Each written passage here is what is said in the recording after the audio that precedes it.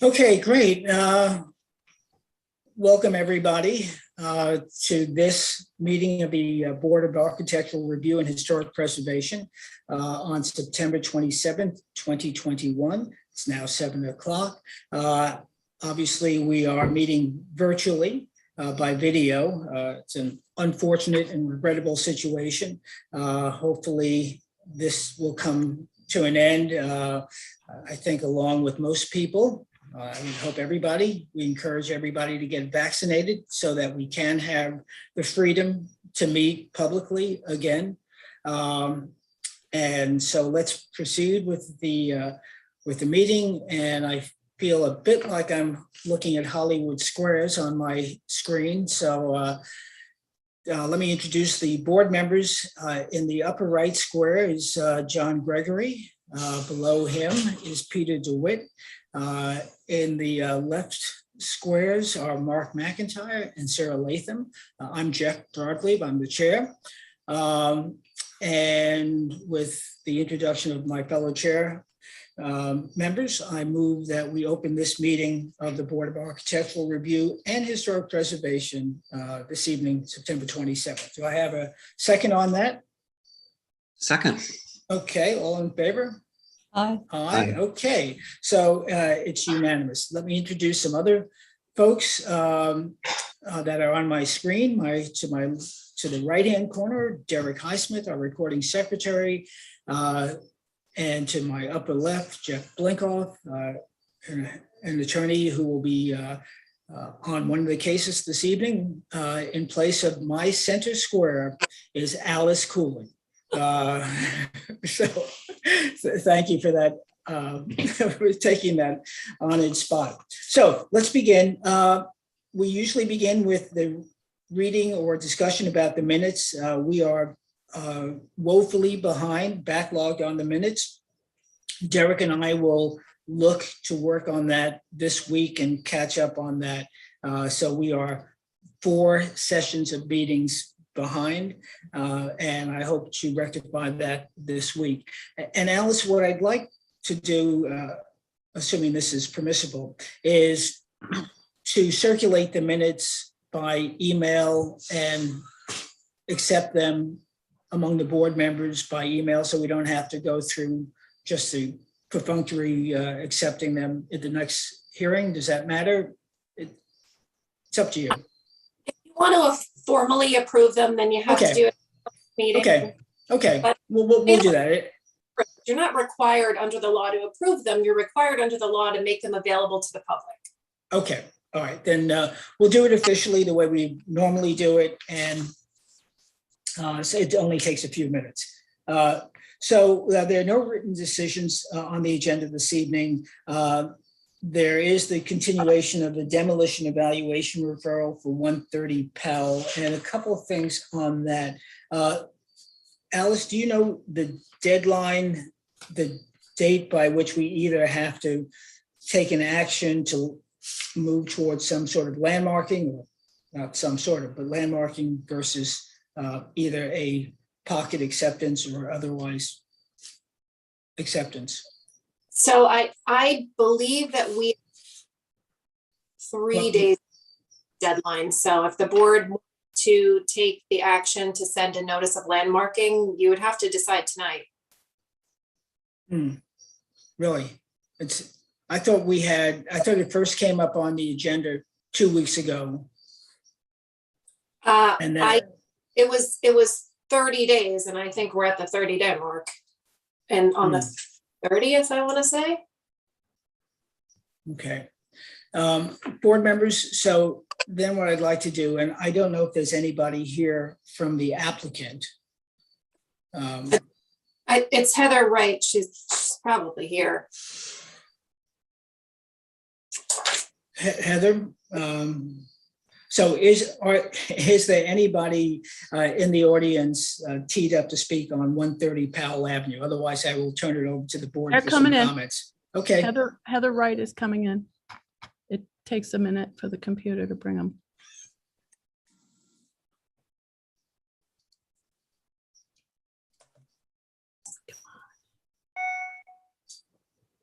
Takes a couple more minutes. There we go. Okay. Hi, Heather. If you can unmute, you're in now. I'll send you the link to unmute. Okay, and you can start your camera. There we go. All right. Can you hear me? Yes, ma'am. Good evening, members of the board. Heather Wright for the owner 130 Powell LLC. So at the last meeting, you asked us to come back because you wanted to do a little more investigation or research on the property. I hope that you had an opportunity to do so because I think that you would see that this property does not meet the criteria for landmarking. I outlined those criteria in detail in my submission, but I believe this property doesn't rise to the level of meeting all 5 landmark criteria as set out in your code. Right. Just for clarification, it doesn't have to meet all 5. It just has to meet any one.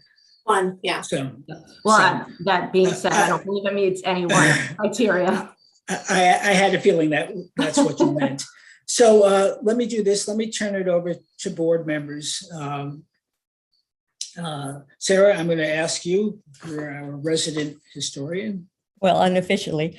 Yeah.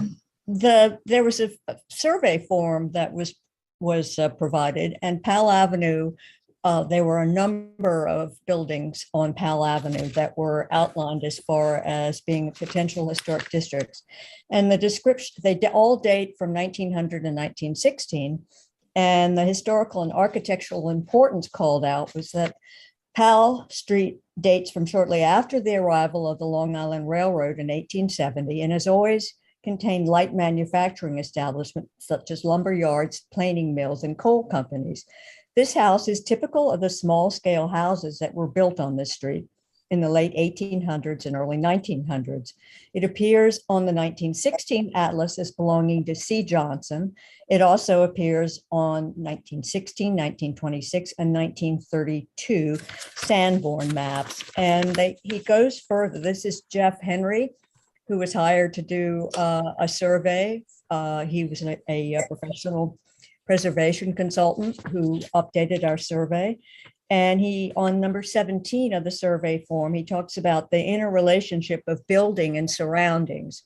And he says, this building is located within the proposed addition of the Southampton Village National Register Historic District, as well as proposed addition to the local Southampton Historic District. Well, this is the first time I had heard that there were actually plans to expand extensions of historic districts. And we've had access to the forms, and there was a grouping of originally 11 buildings on Powell, and I believe that some of them have not been as well protected as the others. But I would hope that we wouldn't continue to pick these off one by one because they represent vernacular buildings, workers' cottages that are every bit as important as the big quote cottages and estates on the water. So that's what I found, and that was prepared not by me but by Jeff Henry of GAI Associates of Pennsylvania. Mm-hmm. Okay. Other board members? I'm sorry. Oh yeah, let me just let's hear from the other board members, and then Heather, you can surely respond. Sure. Again, any board members? John, Mark, Peter? Well, yes, I agree with Sarah. I acknowledge that it is not, a great building or by a famous person. Didn't live there. It wasn't designed by a famous person. But it's one of 5 that are relatively intact in a cluster just opposite Plant Street or Plant Avenue. And, it's part of a grouping to me, which speaks in its favor. Also, it's a deep lot, and it would be so easy just to keep the front just the way it is and do a gable out the back. as far as kingdom come, you can raise the ceiling, you can position the stair between old and new. It could be adapted very easily. And in fact, the way that it's oriented with the front door facing the side, just coincidentally, I find it's very suitable for modern living, where we arrive not by walking down the street, but by car. So I think it could be the kernel of a very successful rehab and addition that would also reinforce the 5 relatively intact houses very nearby, 4 in a row, and the one across the street, I believe. Okay, John or Mark?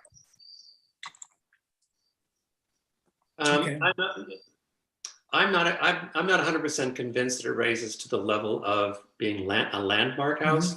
But I do agree that if it could be used and rehabilitated into a new use in a bigger structure, that'd be a better use than taking the house down. Okay. John? I am more aligned with Mark. Okay. I would like to see the house, saved. I think, as Peter mentioned, it's situated in a way that makes it be easy to use this as a structure to add on to in the back, and still preserve what exists from the facade of the house. I would prefer seeing that done than it being demolished. Right. Okay. Heather, back to you. Sure.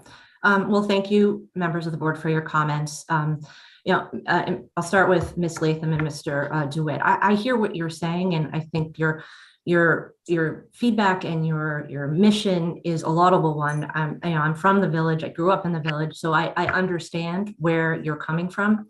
I think here, though, a couple of things that I want to point out that I think are particularly important. And one of them is that this survey that you referred to, and I obtained a copy of it myself, it is just that. It's a survey that was done by these GAI consultants. It's this document, which the page in which Powell Avenue is contained actually has, I think, over 30 other properties on it.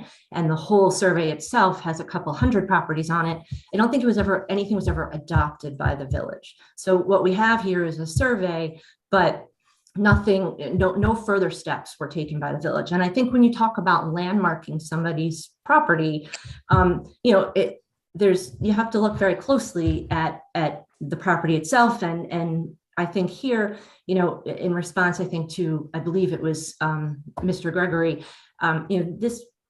this property has been renovated over time, and there has been additions to it. So I don't think it's quite as pristine as maybe it once was. And I truly do not think it rises to the level of actually landmarking the property. Maybe there's other properties on this list that the village wants to look more closely at, but I don't believe this is one. And again, this survey was not adopted by the village.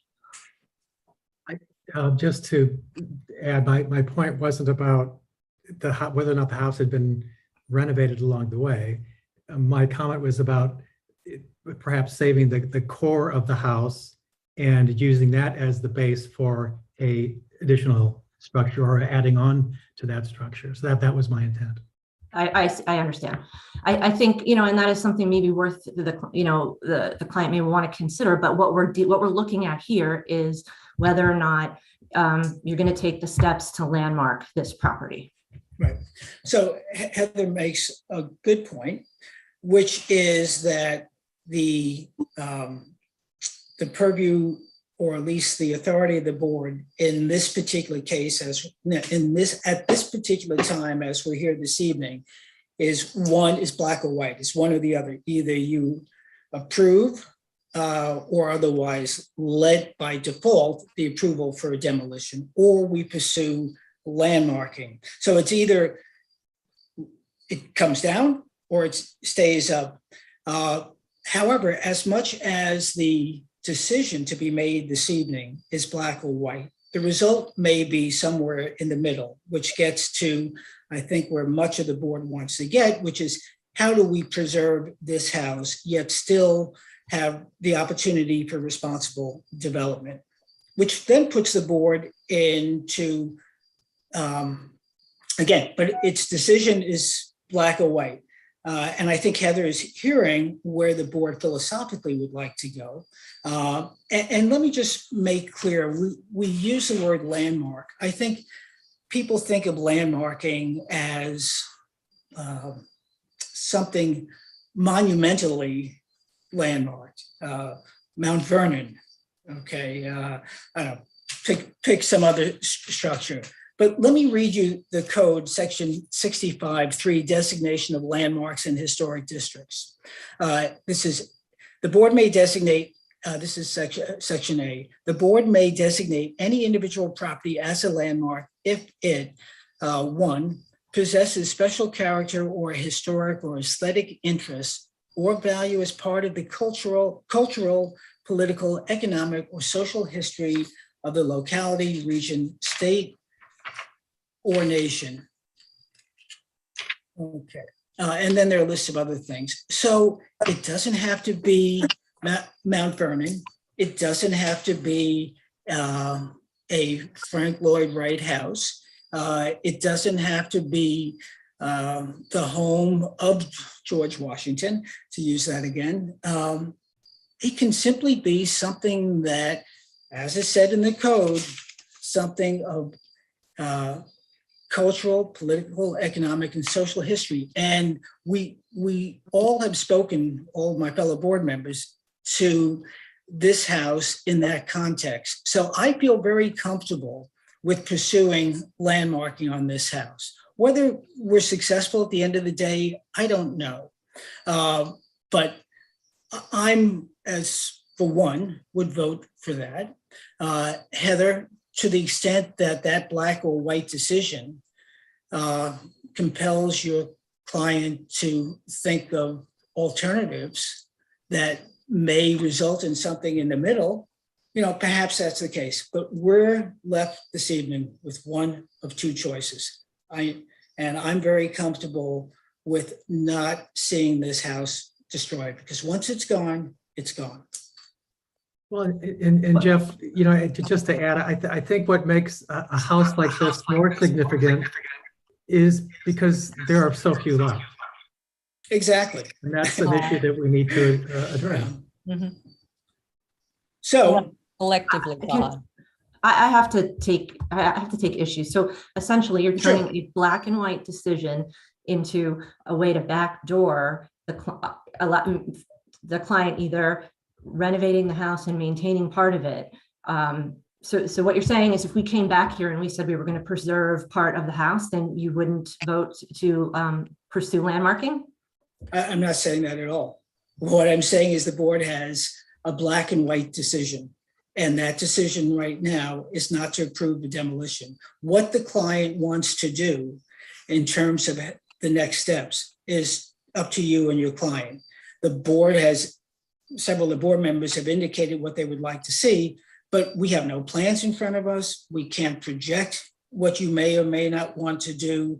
You've heard some of the sentiments of the board, but we're only, as Alice has said, we can only make one of two decisions. And Alice, if I'm misquoting you, or if you think otherwise, by all means, feel free to give us guidance.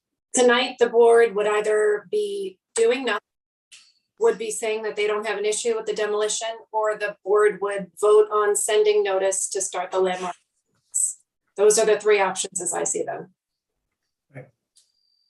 Well, in that case, I'd like to put on the record that I don't believe there's any special character or historic or aesthetic interest or value that with this property. And I don't believe that any of the information that came from a historical survey that has never been adopted by the village should be applied in this situation.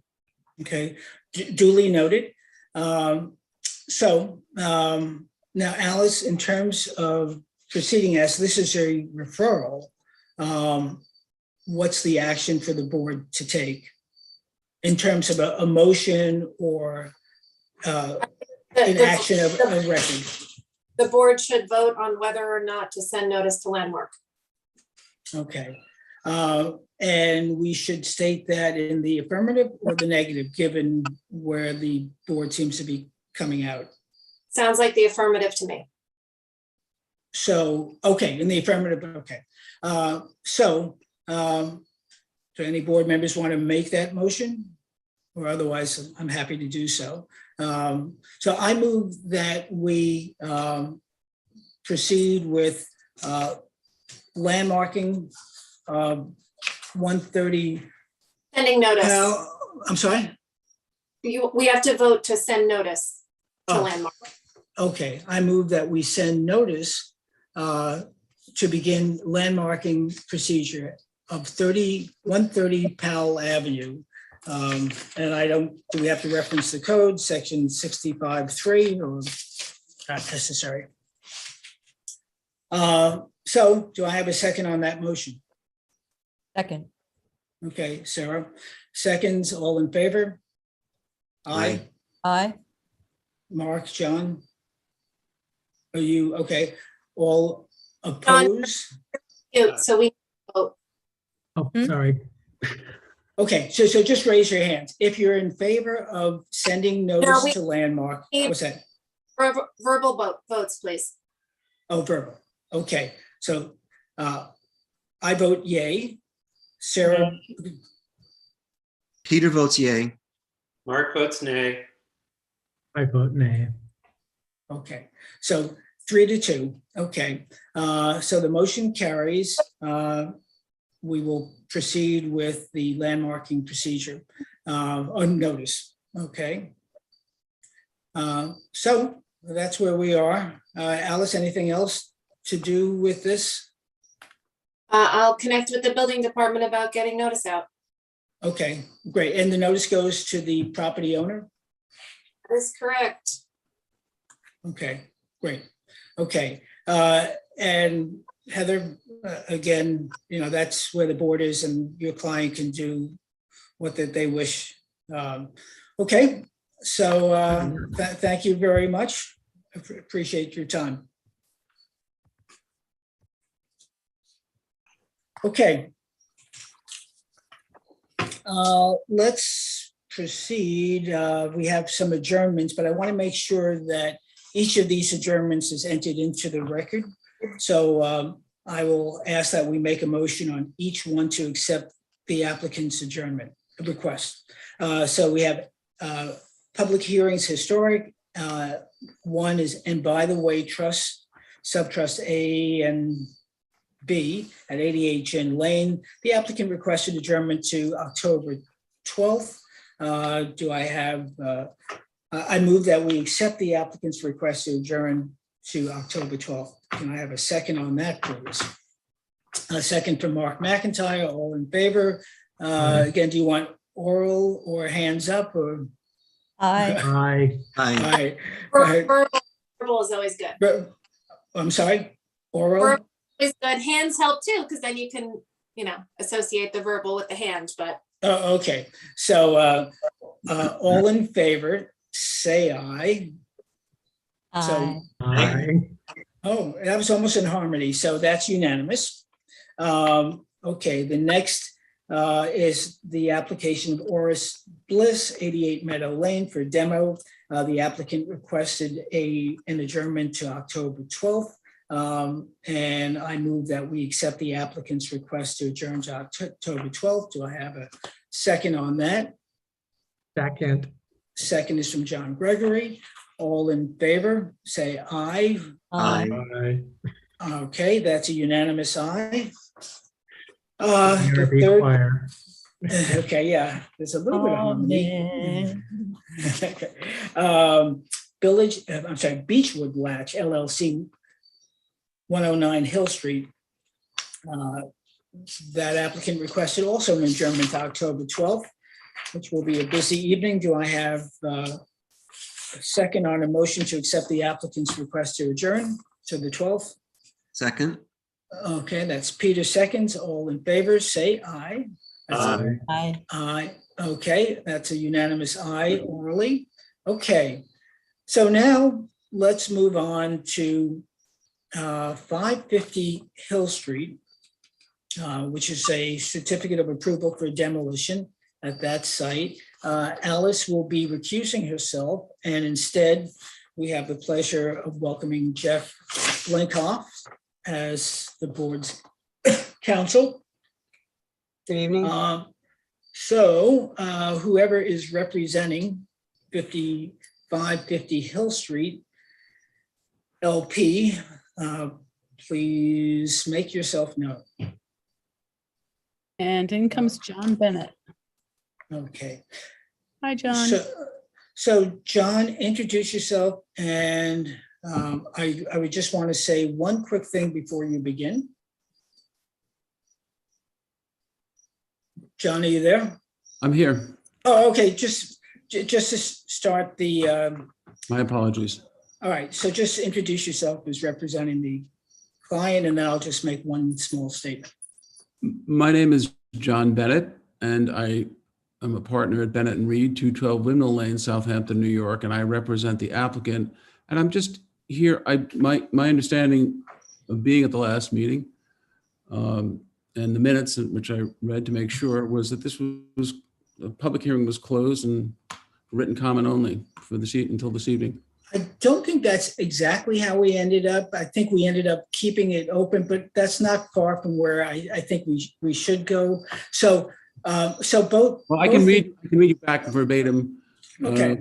550 public hearing, close the public hearing, submission of briefs. Verbatim. Okay. I don't think it matters. I don't really have anything to say other than to respond if the board has any questions. Well, what I was going to say, and I think we're sort of in the same spot. The board has received briefs from both attorneys, and I compliment you both on that which you submitted.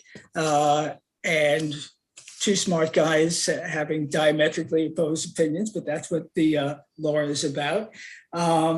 And so I was thinking that each of you would summarize your positions if necessary. I don't know if Mr. Bragman is here or not, and then proceed from there. So I think it might be helpful for the public, just John, if maybe you could summarize it in a few minutes. It's obviously a lengthy brief with lots of exhibit, and then if there are comments from Mr.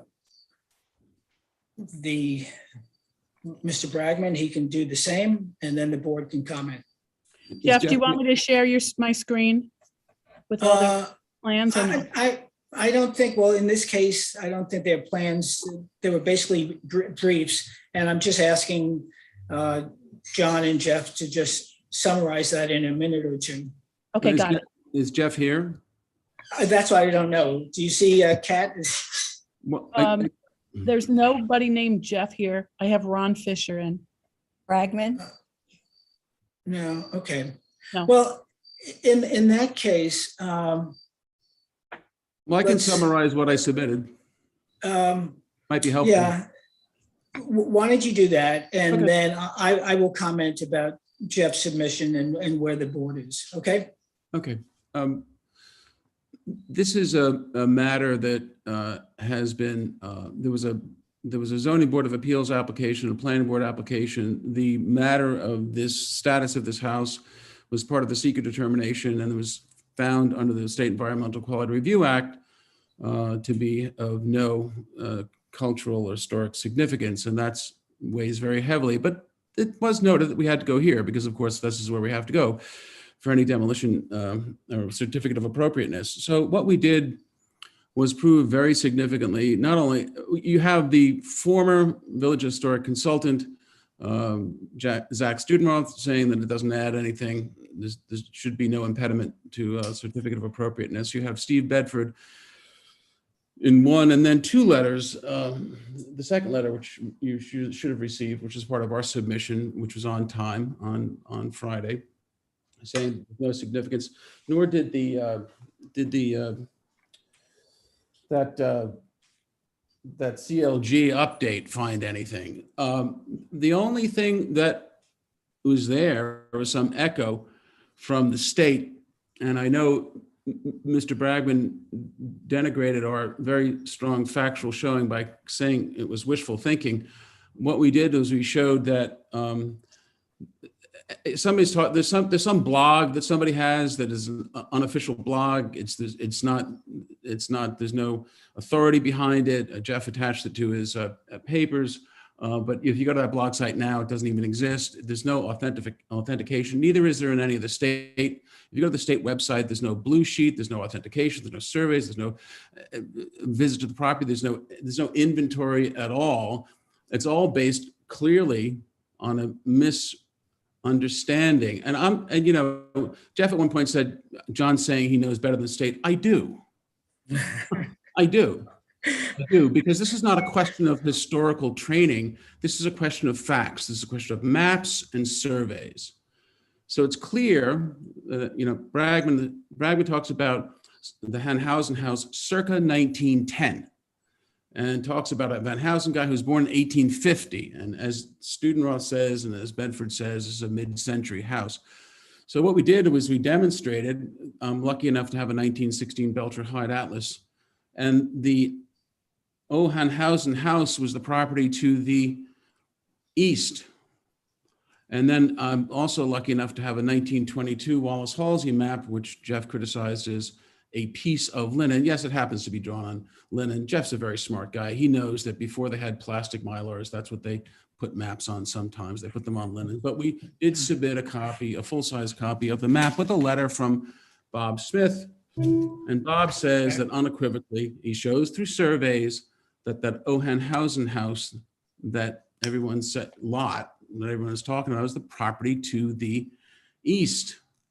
I can only hope that these are innocent mistakes, because otherwise they're misrepresentations. And I take this process and the integrity that's required before all of you very, very seriously, as I know all of you do.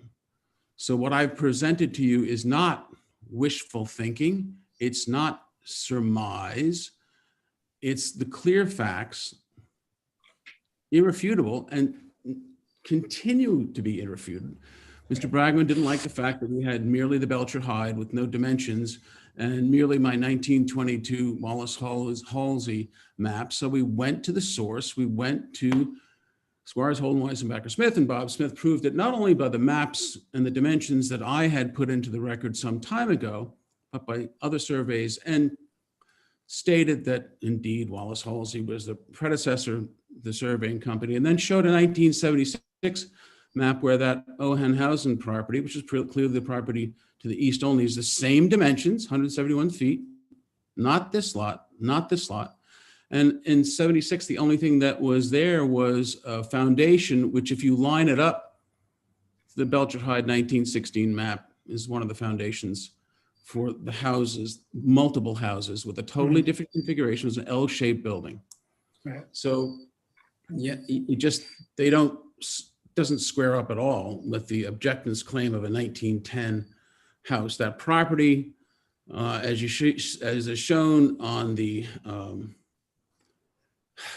Belcher Hyde map and on the Wallace Halsey map, and all the evidence we submitted was not owned by Hanhausen. It was owned by Fordham at one time.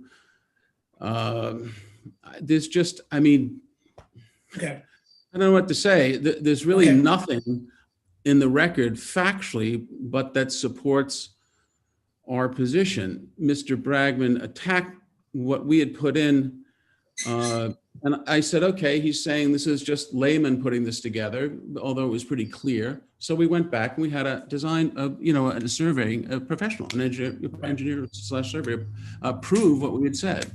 So I would just ask you to act on that. And I remind you that all five of you said you had no problem with it the first meeting. I'm just like to move on. Right. So I don't know if any of my fellow board members have had a chance to do any research to the extent they felt necessary, or to read the two briefs thoroughly. But if you have, please feel free to comment. Otherwise, I'll open it up to public comment and then come back. Peter, you seem to. Yeah, I read them. Yeah, I read them. The maps are, I don't know who's writing the maps, but to me, the Tannhausen Old House, whatever his name is, it was an L-shaped building and it was not in the current spot of this building. That to me, that throws it all into, I don't know what, okay? I just can't say. Also, I would note that, the building to the west is going to be demolished. The west of that is a ranch house. And then there's another house to Captain's Neck Lane. It's not historic to the west. To the east is, what may be the old housing lot, I don't know. But it's woods essentially with something in the back. And then east of that it's not part of any cohesive environment. So I'm not opposed to the demolition. Okay, anybody else, Sarah? You have your hand raised? The only thing that troubled me is that it neither appeared as a contributing nor a building that was not a contributing structure. But we don't have any survey information that really analyzes it. So I have really nothing to fall back on. Right. Gentlemen? Jeff, I would say I did read through both of them. It was a lot of paperwork, it was a lot of maps, and a lot of folding. And I really can't find anything that's concrete enough in what I saw that would keep me from being okay with it being torn down. Right. John? I think we're all aligned here. Yeah. So let me open it to public comments. I don't know if Ron Fisher is part of this discussion. I don't know if Jeff Bragman is out there, but if there's anybody in the public, please feel free to comment. Although John, I see John's face. Anybody from Jeff Bragman's office, since they submitted the brief. If not, and assuming that we had previously closed it to public comment, then it's closed to public comment. Right, Okay, Jeff, Ron? nobody has any hands up. Okay, great. So in as much as unbeknownst to me, or at least I forgot, we had closed to public comment. I think the sentiment of the board is clear. At the same time, I feel given the dichotomy between the two briefs that I feel an obligation to at least get an updating of the historic assessment, not from, maybe from Zach, not from Zach. And I don't know if it's going to alter anything, but it's just something that I feel that we should do. And so I'd like to do that. I'd like to close this to public comment and only written submissions. Obviously, we always have the right to reopen it, but I think, John, I think you can sense where the board is. I was actually hoping for a direct, you have nothing in the record. I was hoping for a direction to council to write an opinion. This is not something where anyone has identified anything. You already have two qualified historians. You have all of the only information put in by the objectant has been demonstrably proven. It's shown he's got the wrong house. And if you were on the ledge or something like that, I can understand abundance of caution, but I think my client, particularly in light of the history of this, has been more than patient. And I would really, you've twice now all said you have no problem with it. There's nothing different that anyone's going to put into this record. Everybody, the objectants, very able counsel has had all the opportunity to do so and hasn't done anything that rebuts any of this very significant testimony that we put in, not with surmise, but with actual, probably the survey of record in the village of Southampton, Squires and Holden. Right. So, so I would respectfully ask you to do that. Right, and I respectfully ask that we do have the opportunity to just verify the counterclaims or the lack, or just update the historical assessment, but to commit to making a decision one way or the other next meeting, so that there's no Just so I know delay. just so I know, and I think it's a fair question, who's going to do that? We have a couple of historians potentially on standby, so I'll let you know as soon as we get one of them. And if not, we'll do the digging ourselves. Okay, and then see what And you're then- doing then if you're going to do that, you've got to give me an opportunity to rebut it. I'm sort of Right, scratching okay. my head on this one. So anyway, so by next meeting, we'll come to a conclusion one way or the other. Okay? Okay, wait, you're not hearing what I'm saying, okay? If I have testimony in and it's Yes. proven, if you're gonna have somebody else say something to the contrary, Yes, of course, you'll have a chance. minimal due process gives me the opportunity to rebut it. Of course, of course. But what are we doing? I'm gonna ask you all again.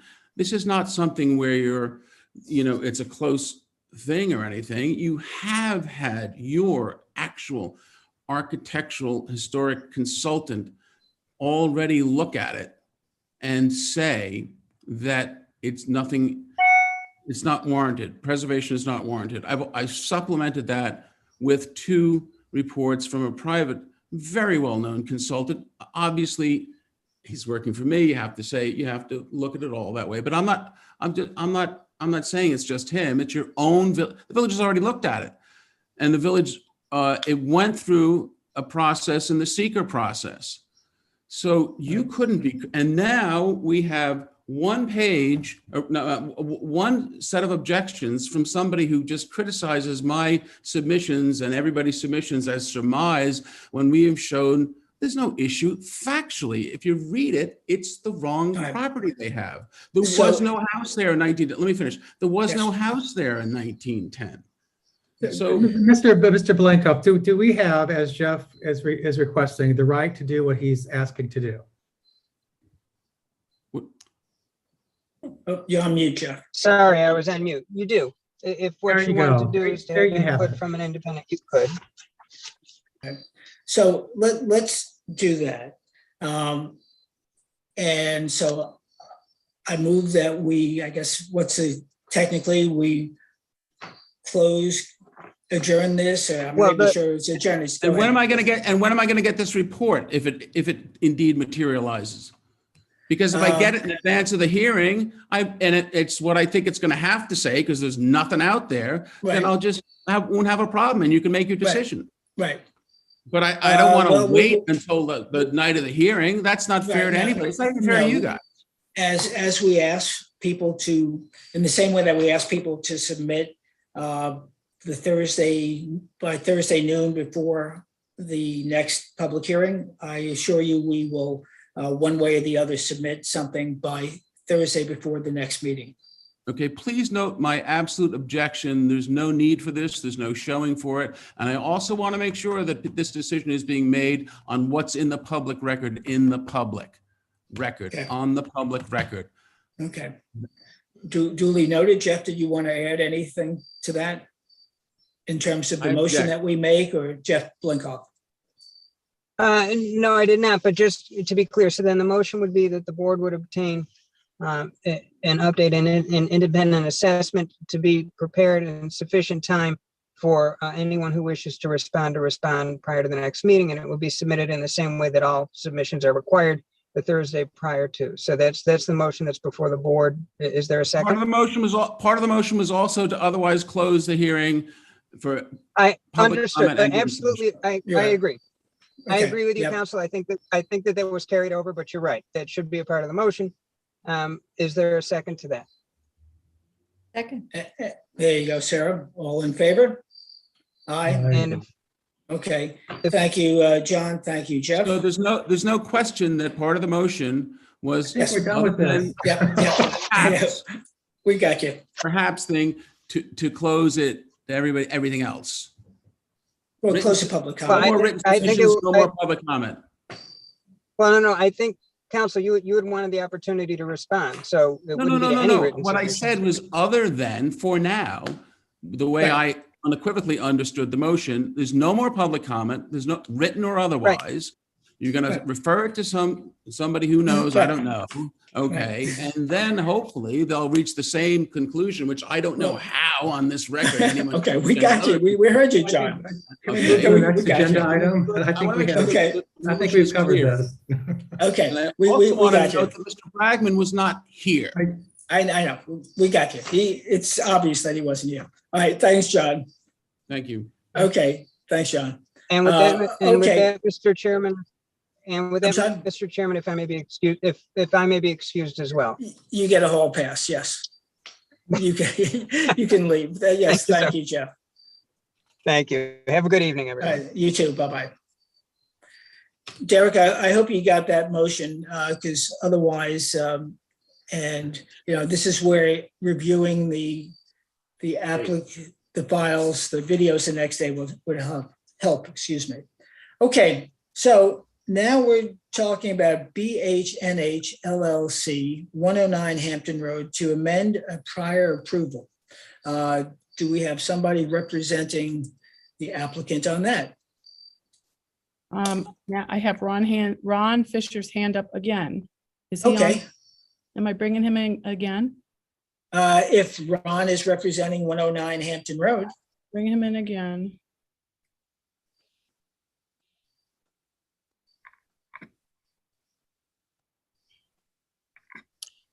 Hi, Ron.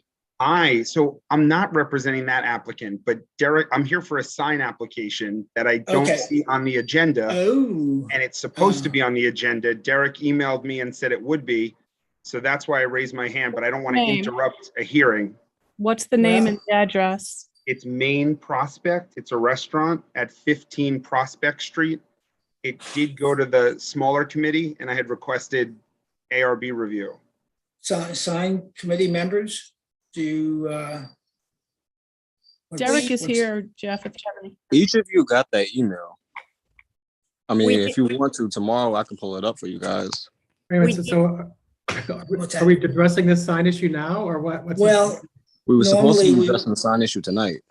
Well, not Well, to, it wa- it but wa- okay, it tonight, wasn't but on right the now. agenda. So let me just see if in fact the members of the sign committee had moved to put this on before, We have. okay. They And did. was it your intent for it to go at this evening's meeting or the next meeting?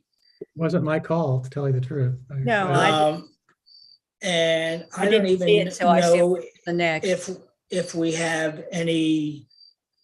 Derek, you said you sent information on that? Yes, and each of you got CC'd in the emails. Okay. Yeah, In fairness, I would, Yeah. in fairness, I think if we could finish the public hearing, Yes. and then we should look at this sign. Yeah. Okay, Ron? I just wanted to know if I should stick around. Okay. That works No, perfect. stick around. We'll take care of this. Okay. evening. But Mark is correct. We should There was an continue email on. that built the expectation we would look at it tonight. Okay, Right. thank you. I'll piece. Okay, Thanks, we'll honor that. Thank you, Thank Ron. So is there anybody here for 109 Hampton Road? John Grove's here. Ah, John Grew. So identify yourself and then we'll let you take the floor. So go ahead. I'm John Grew with Coral Brothers, and I'm representing BNH LLC, 109 Hampton Road. Right. Okay. So now at the last time, there was an issue as to height, elevations, materials being saved, salvaged, replaced, the steps and a whole bunch of other things. I know our board members, at least some of them went out and actually reviewed what was there.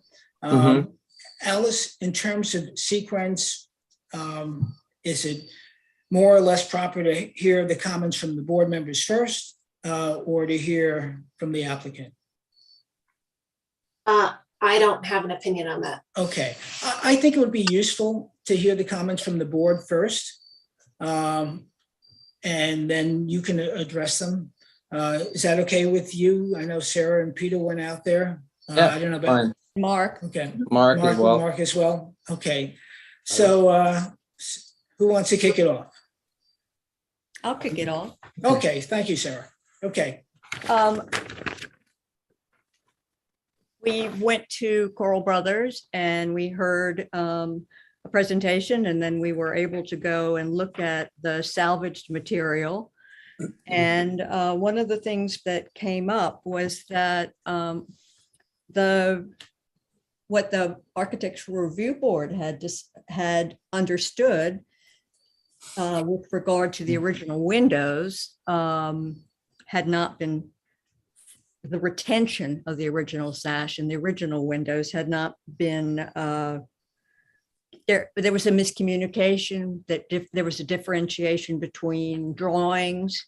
And when we actually saw the existing windows, there were only 3 of the original 9 that had been salvaged. So that was the first point that we encountered. We all looked at this, which was, I don't know if you can see. Yeah. It was the early photograph that I found at the Historical Society. And it's of the south front facade, and it shows both the porch, the 1-story entrance porch that was to be retained, and at the same time, at this given date, the fascia return, the board that returns that you can see. And during the conversation, it was pointed out that I said that it looks like it's 2 shingles in width, the fascia board. And I think it was Mr. Coral that said that, well, then that would be about 14 inches in width, because at this date, the exposure of the shingles was 7 inches in width.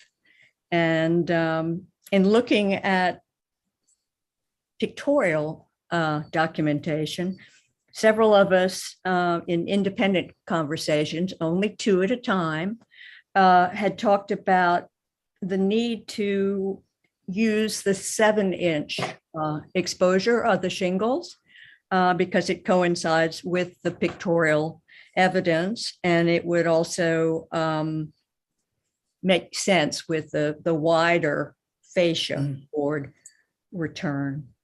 We also talked about brownstone. There was originally a brownstone foundation, but given the fact that the foundation, the current foundation has already been constructed,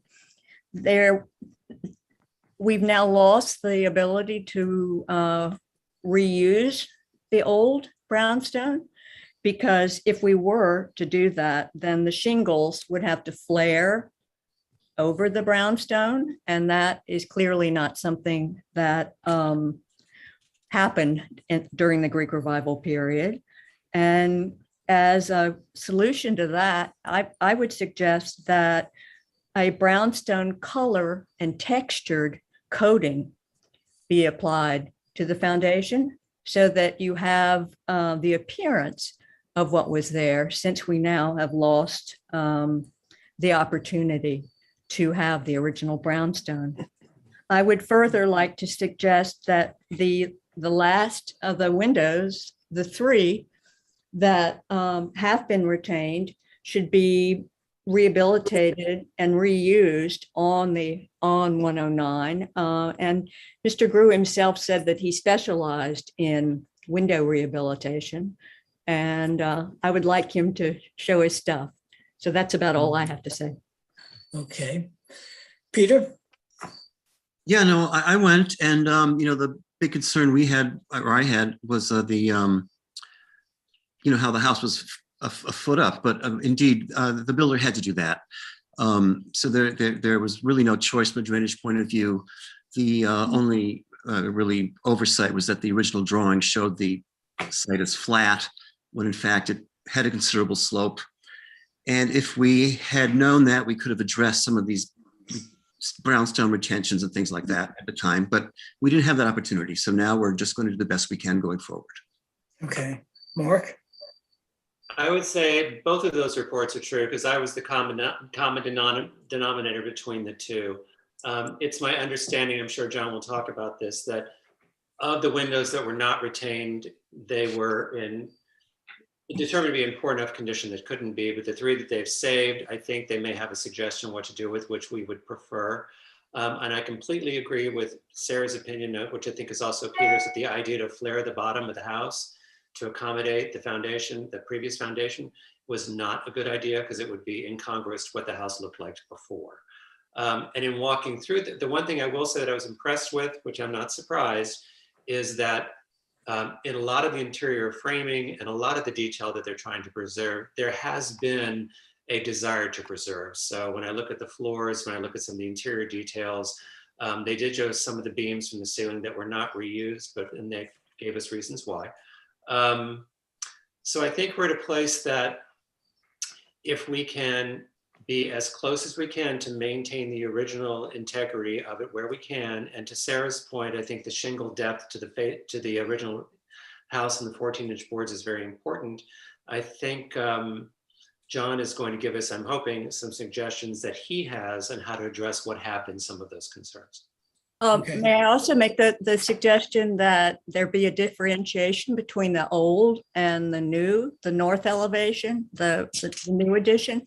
If that were to be maybe a 5 or, whatever you decide, inch shingle exposure, then you could differentiate between old and new, at least old and where the new begins, if that makes sense. Mhm. Okay, and so I don't know when, I think Marky was saying John might have a comment. Was that John Gregory or John Grew? I think it was John Grew. Okay, so John. I will say, right. it was a John, lot of very wet conversation that day because we were there in a downpour. A lot of work and a lot of history has been done to preserve a lot of the detail where they felt it, and a little bit of history of what they thought was actually there, and replace sometime over the house's history. And they would have a desire in some cases to go back to what they believed to be original. So that I'm going to John Grew. So let's start with the brownstone. The stucco idea, I guess, of in the vein of the brownstone, that's could look okay. There's not going to be a lot of foundation exposure there. What I am going to do is I intentionally kept the window wells lower because we hadn't determined the final grade. So I'm going to use the brownstone, the original brownstone, to come up about 16 inches off of the grade in solid brownstone, which I think will look really nice. And then we'll also recess the window well covers, the grates, so you won't see them. They'll be down below the stone. So you'll have about a 2 or 3 inch exposure of brownstone on grade. And then with the brownstone, instead of doing a bluestone cap or something, you'll see the actual original brownstone. The other idea was to veneer the brownstone, which we basically take the original stones and cut them to about 2 inches thick, and then adhere them to the foundation, which, the flaring, we could taper it in a way that you wouldn't notice a flare. But again, if there's going to be minimal reveal on the foundation exposure, then I would say maybe the stucco is a good idea because the landscaping will cover it, and so we'll figure that out. But I think the window wells is a really good place to use the brownstone, and we have plenty of it to do that. The 7-inch reveal versus the 5.5 inch reveal, which is the standard now. I mean, the 7-inch reveal is based on a 24-inch shingle. Typically, there were cypress shingles back then, so we'd have to go from an 18-inch shingle to a 24-inch shingle. It might look okay. I don't really know. The original frieze board was 16 inches, not 14 inches. The drawings that were approved showed a 12-inch frieze board, which I think is appropriate with a 5.5 inch reveal. So it's, I think it looks nice the way it is with the, shrinking the frieze board to 12 inches, that way justifying the 5.5 inch reveal on the shingles. But we can do a mock-up and you can take a look at it. What can I ask? What was on the house before it was the shingles were peeled off? I mean, the existing house. What was the reveal? 5.5. 5.5. Yeah. But That was but in looking at the historic photograph, I mean, we're saving the port at that date. So it seems to me that the consistency using that as physical evidence might make more sense. I would say that I don't, it does, yeah, I don't have an opinion about it other than whatever is going to look better. And I don't necessarily think that the 7-inch reveal will look better. Well, The older houses do have longer, bigger exposures. You know that. Yeah, the was normal. 24-inch shingles. Yeah. They Well, would I all, think that's what we got to do. I think we got to do that. We have to get Yeah. the 24-inch shingle. So I think that the driver here, John Grew, is not so much what will look better because we're looking at it with 21st century eyes, and we're looking at a 19th century house. So I would skew whatever the reveal is to that which is most historical. okay, so you're gonna, just to be, well, then what are you basing the decision on? Because there's nothing in the drawings. It was a 5.5-inch reveal. We're basing it on a historic photograph. Yeah, So I think what John is. We're changing what was approved then. That's what you're saying. Well, they changed. I don't. Was approved. They didn't change the shingles. So I thought when we originally approved it, everything was going to be done in kind, including the windows. No one ever knew about a 7-inch reveal until I brought it up the other day. Yeah. Well, and thank you for doing that because that is that. I'm more than happy to do it. I think that then we have to kind of go back to the drawing board and draw something up. Because first of all, it's not a 14-inch freeze board, it's a 16-inch freeze board. Okay, well, let's keep the 16 and see what it looks like. Please. That's an unfair request. I'm fine with that. It doesn't bother me at all. I mean, we're replicating all the existing millwork and moldings, and you know, the homeowner is going to great expense to really, restore this, or not restore it, but to rebuild it as historically accurate as possible. So if it's appropriate, I say we go for it. Thanks, so yeah, and then windows, we have some issues there because there's this little thing called the New York State Department of Health and Safety. Oh, And, I think Alice we have to. I'm sorry. It's the HERS. Alice, The HERS. our council has a response to that. Alice? I need to hear the question first and then I'll answer it. Okay, so if we are being held to New York State building code with regards to HERS rating, we're barely making our HERS rating as is with the replacing windows to match existing with insulated glass, spray foam, etc. And using the original doors, which was actually at the request of the homeowner. I'm changing the glass to insulated glass, but still it's not a modern window. It's not an insulated, energy efficient door. The idea of adding the windows or restoring the windows and repurposing them, there's two issues. One, which is a huge one, is egress in a bedroom. There's no egress in the upstairs bedroom. If that house burns down and someone dies, who's getting sued? Can they even get help? Can they even get homeowners insurance? These supersede our small town village ways, unfortunately, because if they come down and do an inspection, and again, the head height in the staircase, if there's a fire and someone runs down the stairs and hits their head and gets knocked out and falls down the stairs and burns to death, who's responsible? So those are two big things that I don't, I did reach out to Richard Smith. He's in the Department of State, and I do have the definition of what the New York State defines as a historic building. It's, I'm not an attorney, so it would need to be looked into. But again, as I put in my email, we're trying to obviously this is not a landmark building. It's not a museum. We're trying to rebuild this in a way that is historically accurate and historic district appropriate, but also be a safe home that's going to last another couple hundred years. So you can see that we're going to great efforts to restore and replicate what was there. But you do have to bring into the health and safety factor into this situation. So my view would be that our code controls on under 65.5. I don't think that a HERS rating trumps that. If we're at an impasse on that, then I will request an opinion from the SHPO office.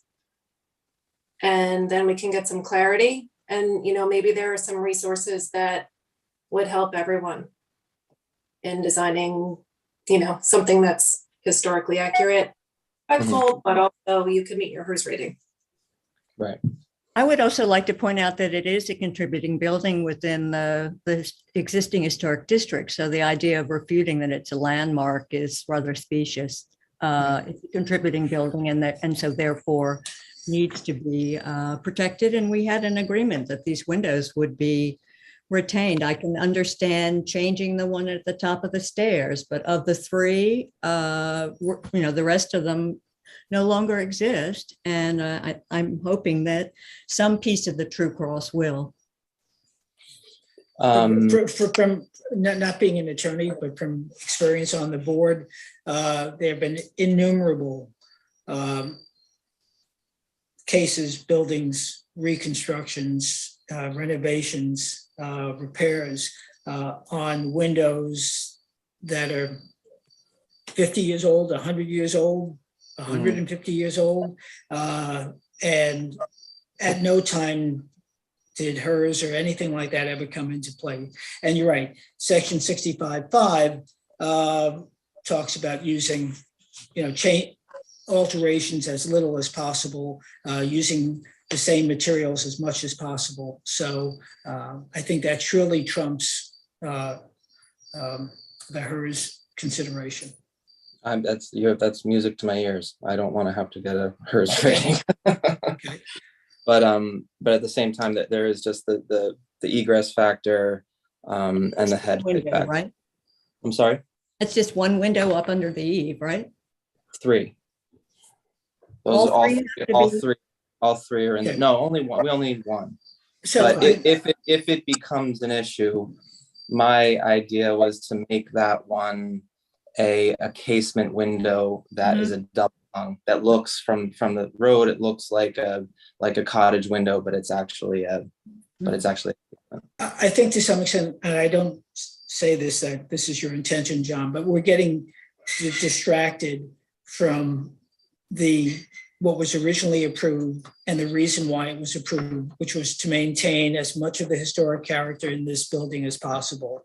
So the HERS issue, in my view, is a distraction against that which this board is challenged to do, which is to preserve historical structures.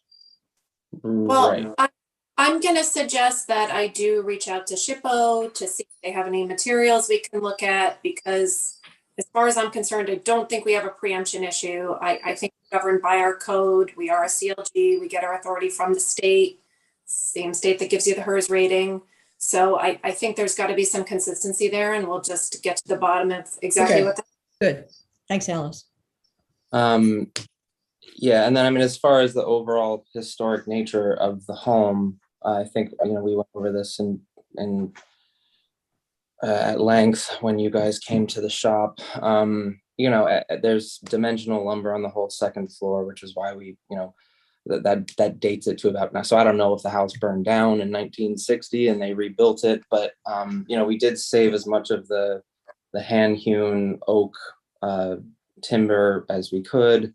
Peter saw all of the sistered up lumber on the second floor deck. So we've been as trying to be logical as well as preserve what we could. So that being said, it's adding the dormer on the other side. to add a small little eyebrow dormer on the above the stairwell to make it code compliant and safe. I No. think No. No. We don't want it to be safe. No, it's not that, John. Well, John, maybe you want to withdraw that comment. No, I don't. All right, well, No, let's- not at all. As I said in the last meeting, we make this as difficult as possible for someone who's going far beyond the call of duty to No. repair, restore this home. Oh, And I think it's thought you meant- ridiculous. I thought you John, meant- I thought you meant- are not an historic preservationist, nice. You know, Sarah, okay. no, I'm a resident no. of the village of I know, Southampton. I know. And John, you I- have you know, to be I a think it's historic time for all of us to- preservationist to have a rational point of view. Okay, all right. Well, So, I ladies and think gentlemen, I think all of Yes. us need to take some historic preservation classes yes, and maybe we right. can So- make common ground through education. there's I- obviously I passion I on. agree with that. I think we should all go to a class, okay? Let's adjourn and you guys, we all go to a class for a Okay. month and then come That may back. take a while. Anyway, so There's surely, if I may Well, let's- say something, there's surely passions on this, and where we've come out before, and where we were the last time, is that the dormer on the east side was not approved. The language in the written decision was specific about that. And the board is not likely to move off of that. what? The board is not likely to move off that position. At least I have no intention of doing so. I don't think Sarah does. I don't think Peter does. And obviously John feels the other way. Mark, I think, I'm not sure where he is on that, but you need at least 3 positives. And Well, among, I think Peter saw the existing structure and at our site visit and saw that it's maybe not the house that we all thought it was once we opened it all up and saw the John, it's 2x4. irrelevant. John, first of all, this headroom, All you right, made well, it worse for yourself. hold John, on, no, hold I'm on a speaking. second. I'm speaking. No. You made it worse for Well, I yourself. You made it worse for yourself. You replaced 8-inch dimensional roomer by 2x10s. You lost 2 inches all by yourself. So I'm not in the No, mood I to didn't. remediate I that. Yes, you added an did. additional Saw it. 2x6 All right, plate. so we're not going to reopen. okay.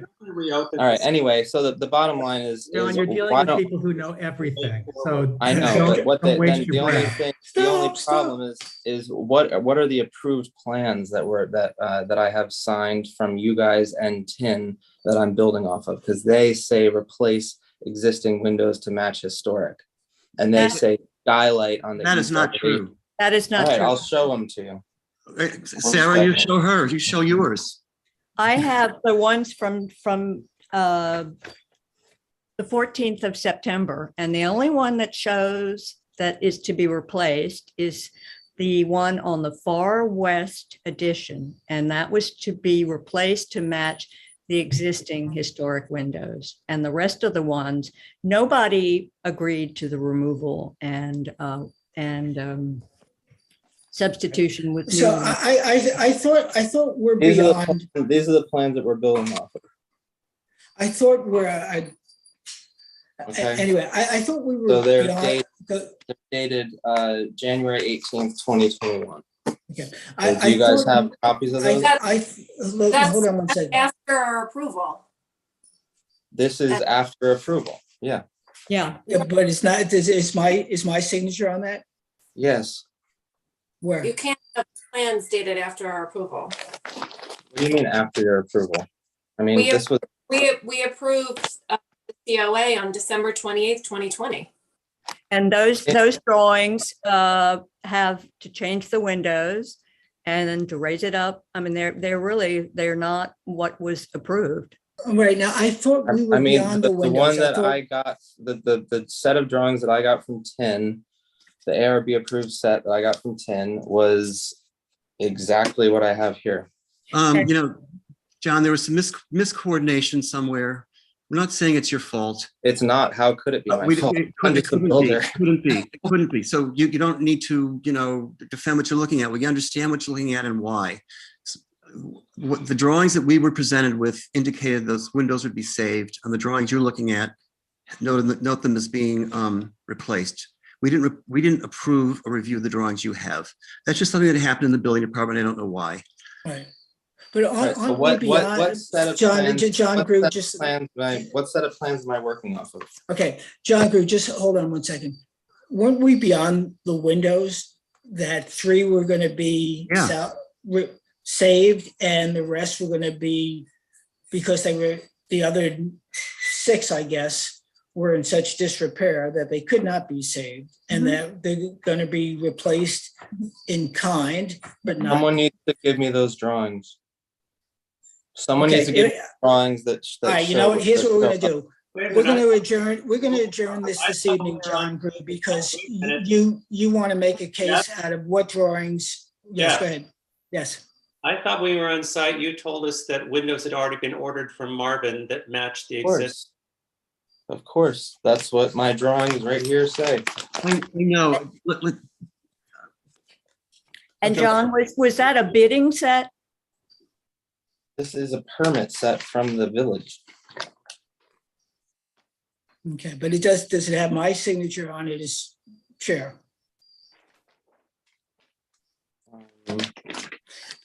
I have the one with your signature on it. I got it from Tim. No, you would see it. It would be on the front or at worst the second page. So if not, that's not an approved set, which is It's on the point that second page. Alice was making. The fact that somehow there's a set of drawings that got, I have about 20 of them, so want me to go get the rest? no, Or here's what maybe we're gonna do. the- Here's maybe what the we're gonna do. building Here's department. what we're gonna do.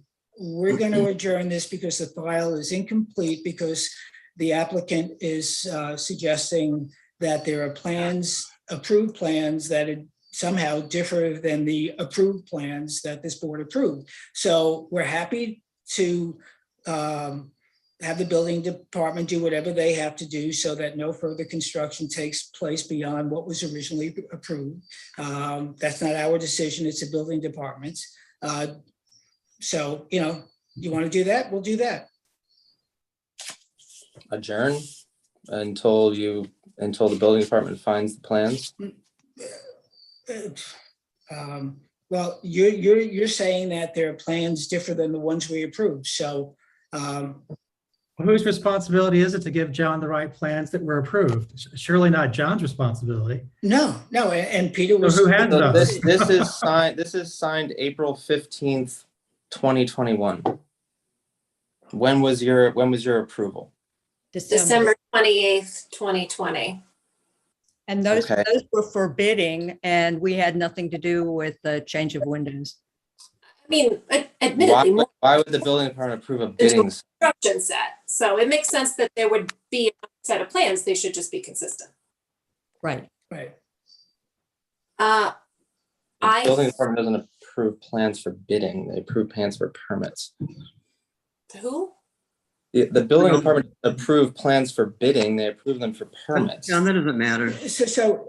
Well, I I'm know, not but sure- why would they sign it? Okay, if it was so not I'm built? not sure where we went, this whole conversation derailed. We started off by. No, but I think the issue No, here is who is accountable for providing the approved plans that are signed by the building department?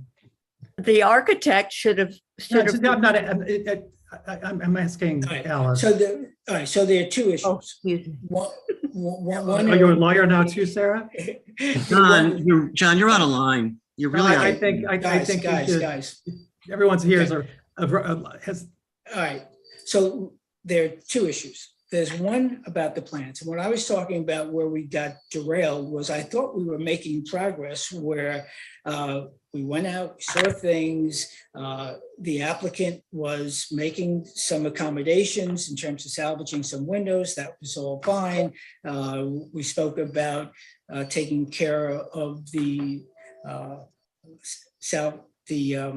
what do you call it? The base of the house and stuccoing it or whatever. We spoke about salvaging the bricks for the wells.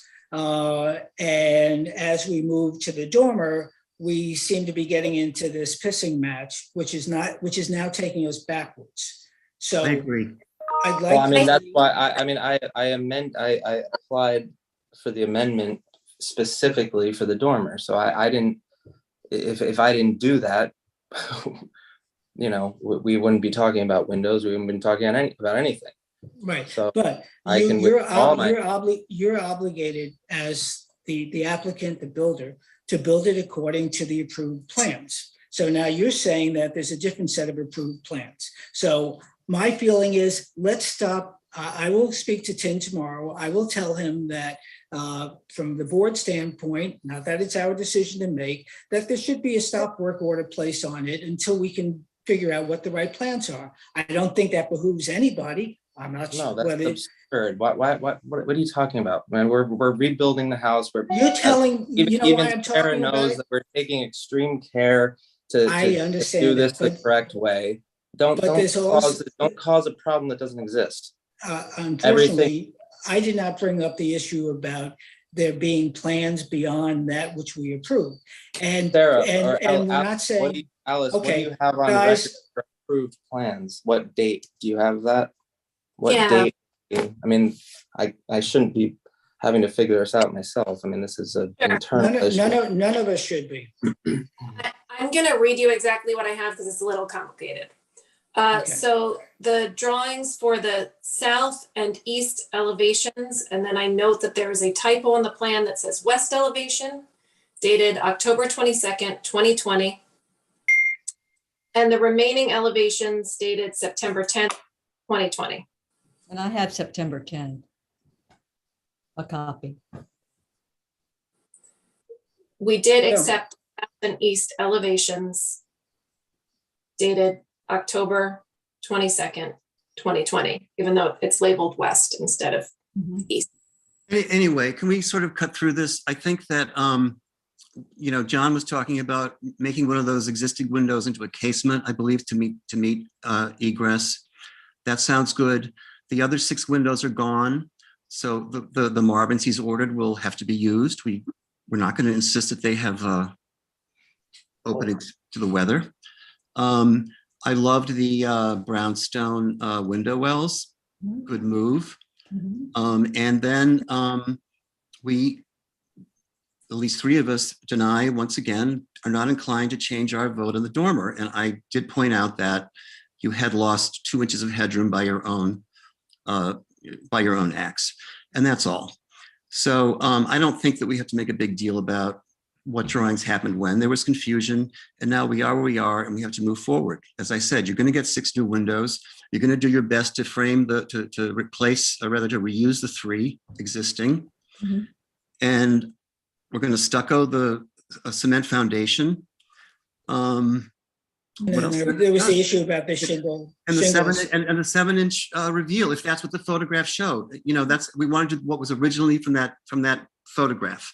And if we can determine that that's 7 inches, and that's what we're going to do, whether we think it looks better from 2020 eyes or 1930 eyes. Okay. And I think doesn't that summarize it? And I think we've all been there. We understand what happened, and we're moving forward. Well, all right, let's move forward. But I think a goal for the next meeting is to establish exactly what plans were approved and what date and what those drawings specify. I don't think it's necessary, John. I think a new memorandum going forward. I don't want to go in front. I mean, I'd like to know what I'm building. John, frankly, the person whose job it was is no longer the job. It was the architect's job. He's no longer involved. He can't fix it. He's not here. Okay. And I don't think it's in anyone's interest to go back and figure out what happened between December 20th and April 15th. Okay. It's just a paper chase that will get us nowhere. We want to move forward. All of us. We want your clients to move forward. And I think we can easily pull the original ARB file and see what's in there. And if it's not in there, I had to bring my plans to the village because they didn't have any. So I had to bring personal copies. John, we have encountered the same thing. Okay. So that's why I'm suggesting we not go that route. So the file will be brought up to date, will be made complete based on the written decision with the properly noted and approved files, which are there, I believe. And it sounds like, John, you already mentioned some new drawings based on the comments you heard and what Peter very well summarized. So if that's the case, I think we're looking for you asking for an adjournment to the next meeting to submit those plans. Yeah, well, I mean, I want to see the plans that I have not seen first, and then I think we'll go from there. Sure. I mean, those plans are limited use, John, because they Okay. didn't show this, they didn't show a lot of stuff. Okay, that's why I don't want to get too hung up on them. Okay, Mhm. all right. So I move So that, are you, any public comment? Go ahead. John, do you need more time? You don't want to come to our next meeting? When's the next meeting? Monday? No, 2 weeks. October 12th? Yeah, that's fine. Okay. Okay, any public comment? Nobody's hands are up. Okay. So I move that we accept the applicant's request to adjourn to the next meeting. Do I have a second on that? second. Okay, all in favor? Aye. Aye. All right, thanks, everybody. I know this is a vexing issue, and John Grew, I appreciate you and everybody else as well. So, Thank you. all Thanks, right, John. thanks much. Take care. Okay, you too. Okay. All right. I'm glad we have a board that is passionate about what we do. So that's that's good. It's passion is good even among family and friends. So Passion with goodness, if not. all right, so let's go on.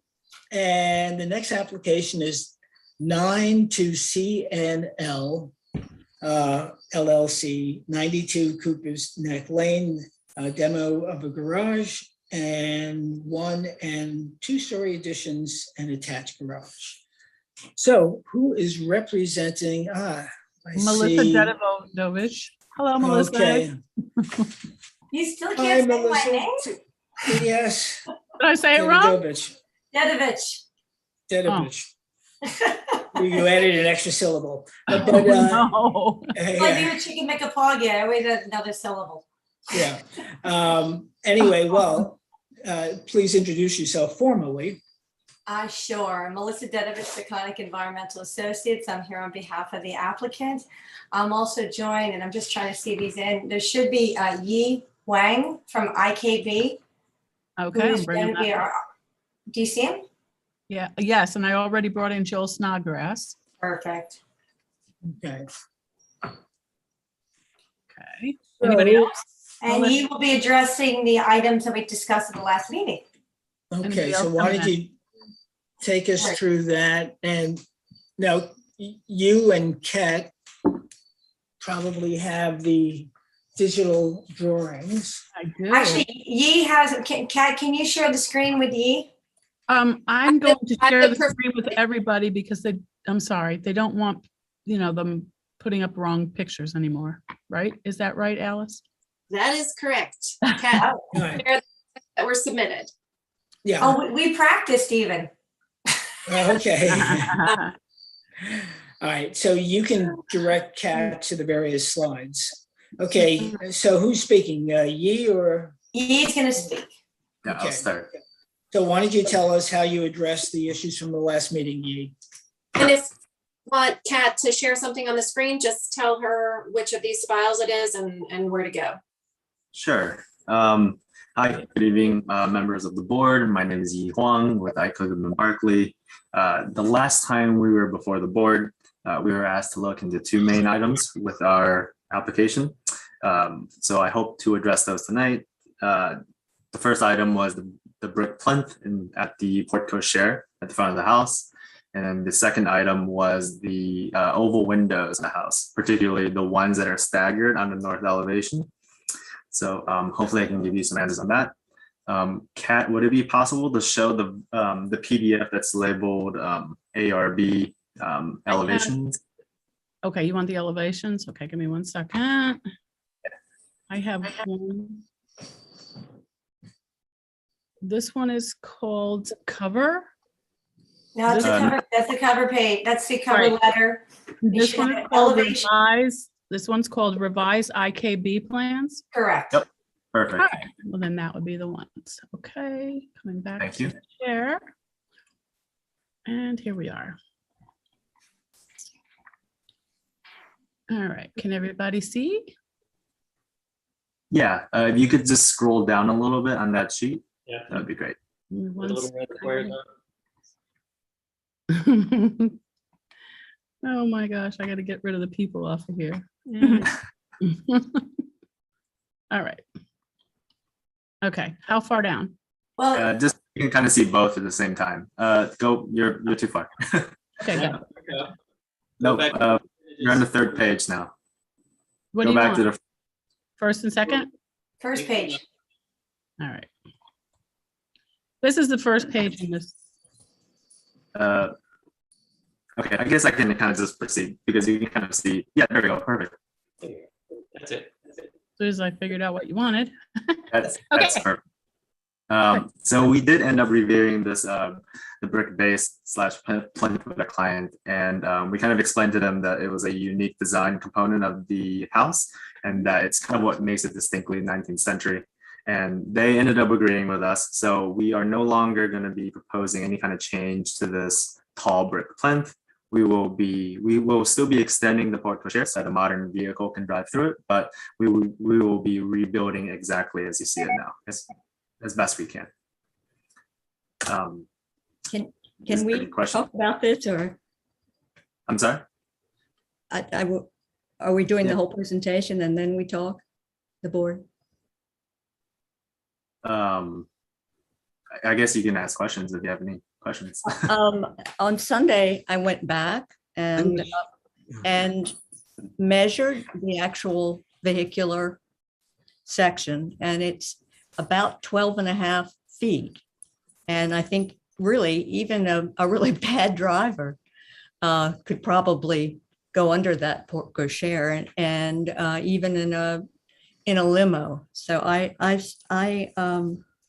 I wish we could just keep it as is, not only the brick, but the dimensions. I see on the plan that we're pushing it forward might work better with the hedge, but I don't see any functional reason to change this, and this has never been changed. So I have a hard time with altering this particular element by moving it 3 feet. And I think when you look at the facade, moving it looks a little peculiar also, but other board members might have other ideas. I was there. You measured 12 and a half feet. I mean, cars are 6 feet, so it can't be, it's generous the way it is, but let's move on. We just felt it would be a little bit more safe if we could give them a little bit more space.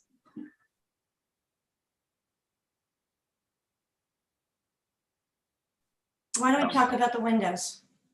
All right, let me move on to the second point then. So if you move to the second page.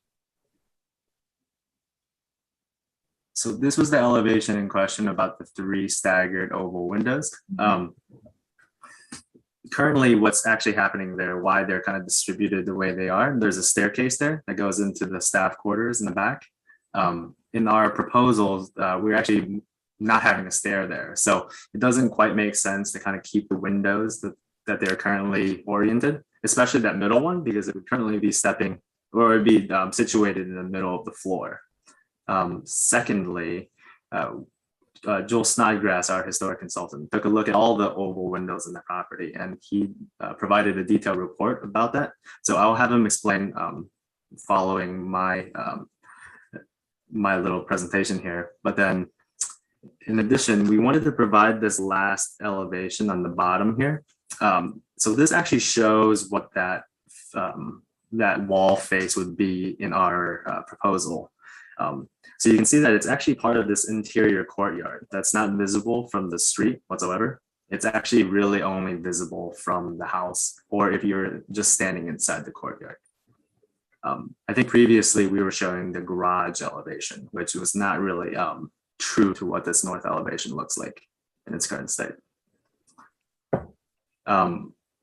Could we have Joel on to kind of talk through his report about the oval windows?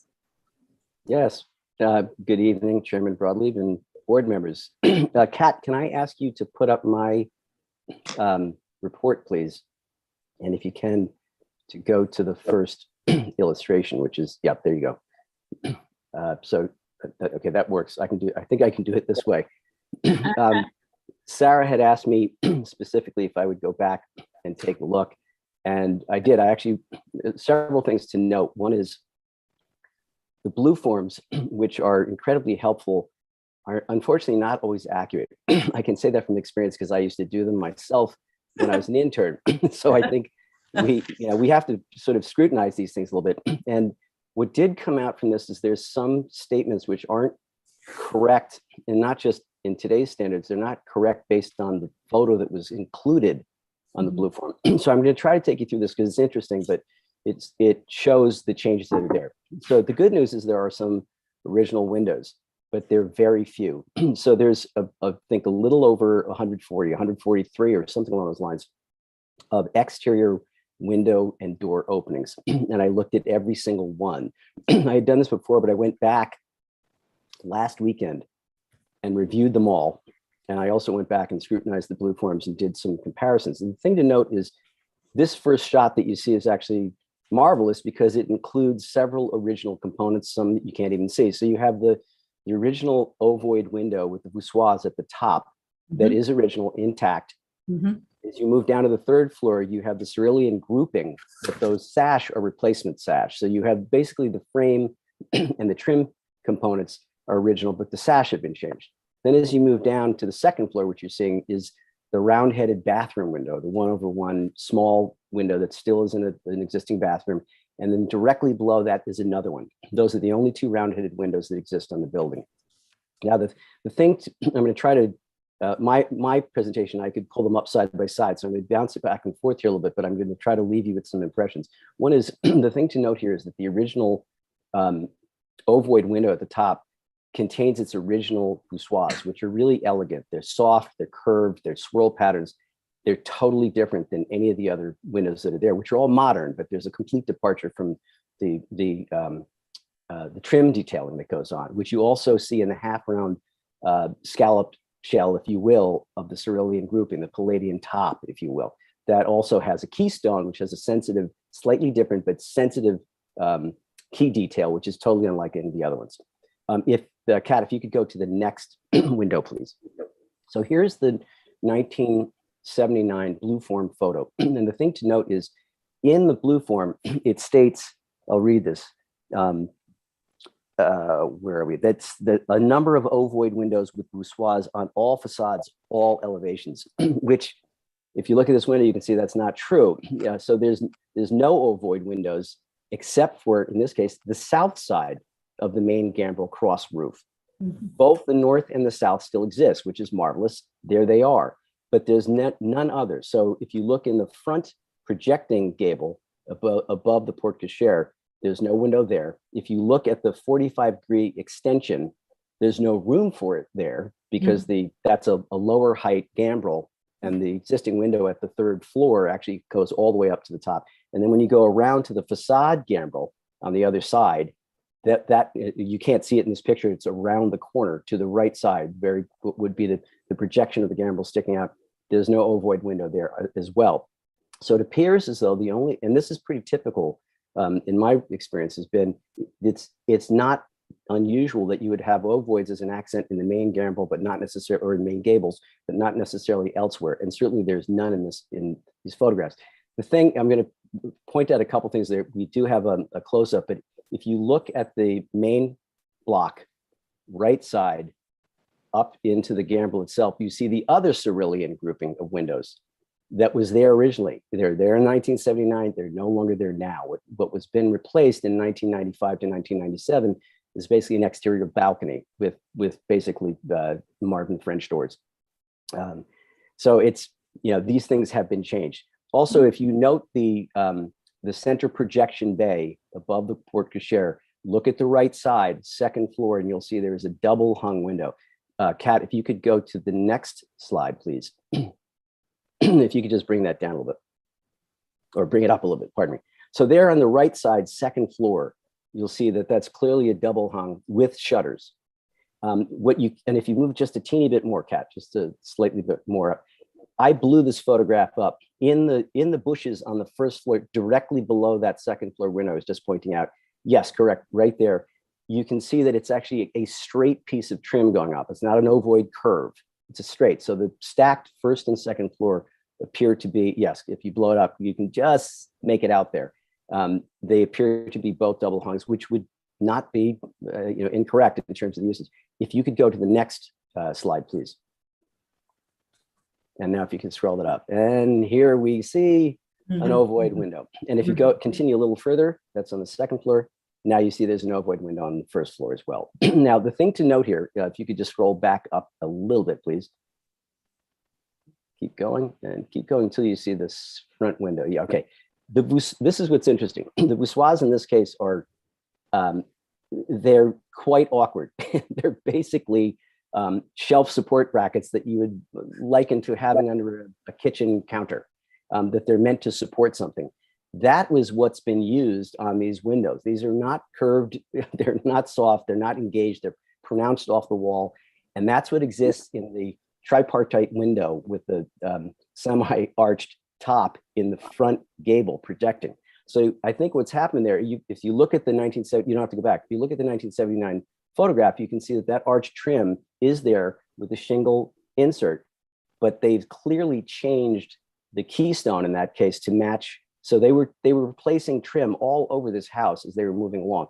But clearly those two windows were not there even in 1979. And that would go in keeping with the style of the house and the use of the windows and so on.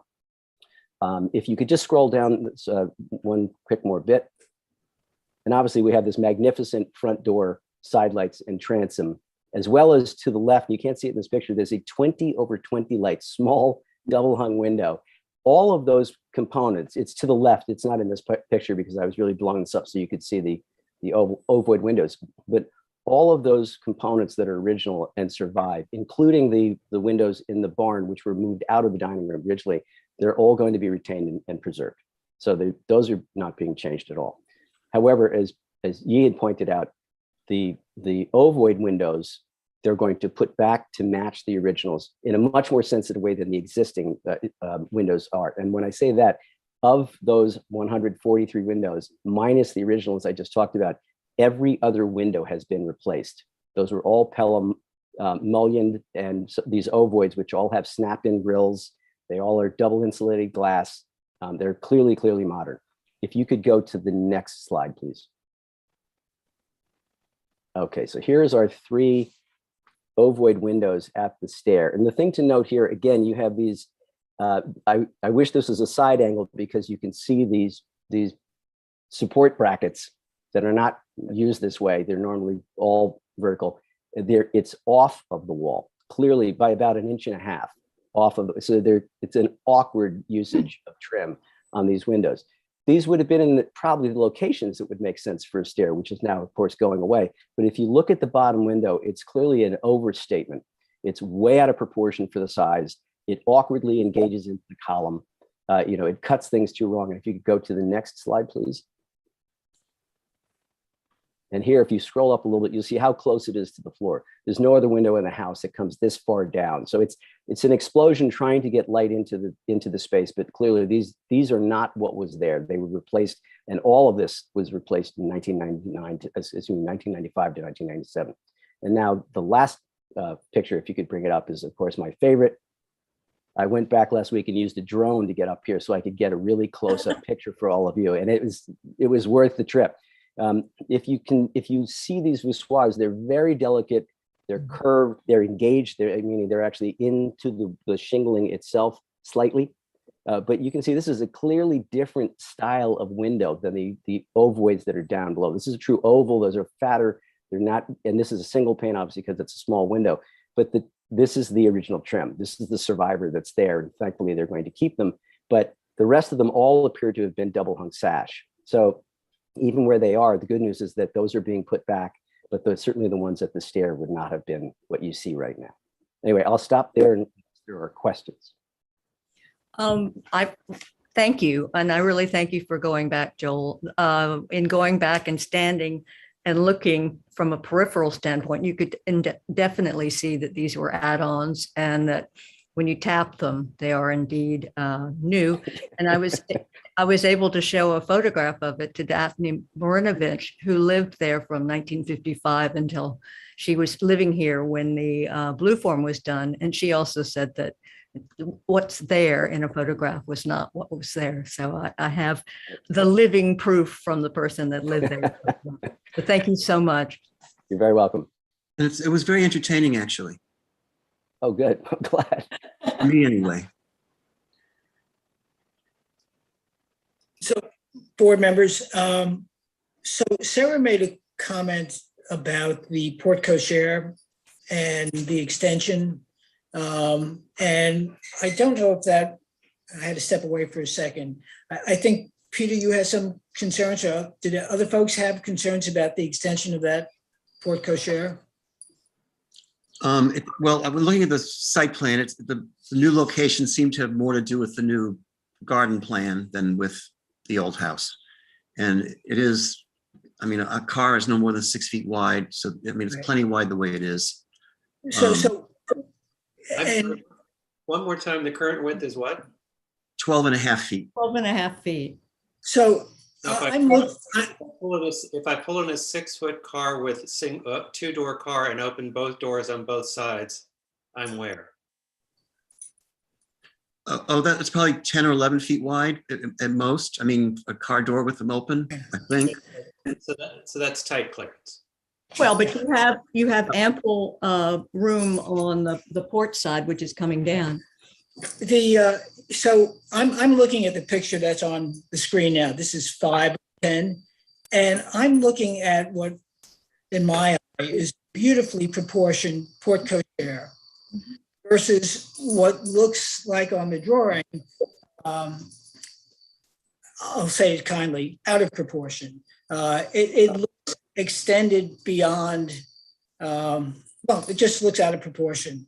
I think you have a perfectly beautiful proportion port cochere now, and despite function, which is not necessarily our concern, and I don't think, I'm a bit of a car buff, and I know that limos of that era were probably just as wide when you open the doors as automobiles of today. So in any event, I like the existing port cochere. I have a screenshot I could show of it as well. Okay. Of the picture I took. They're gonna take this one off though. Hang on. Okay. There you go. And, you know, it's not so much about like, because I try to avoid that. It's really about what's representative of the house, the architecture, the history. And now with Peter's picture here, the scaling, and that's perfect. You're messing with. If I could just pipe in,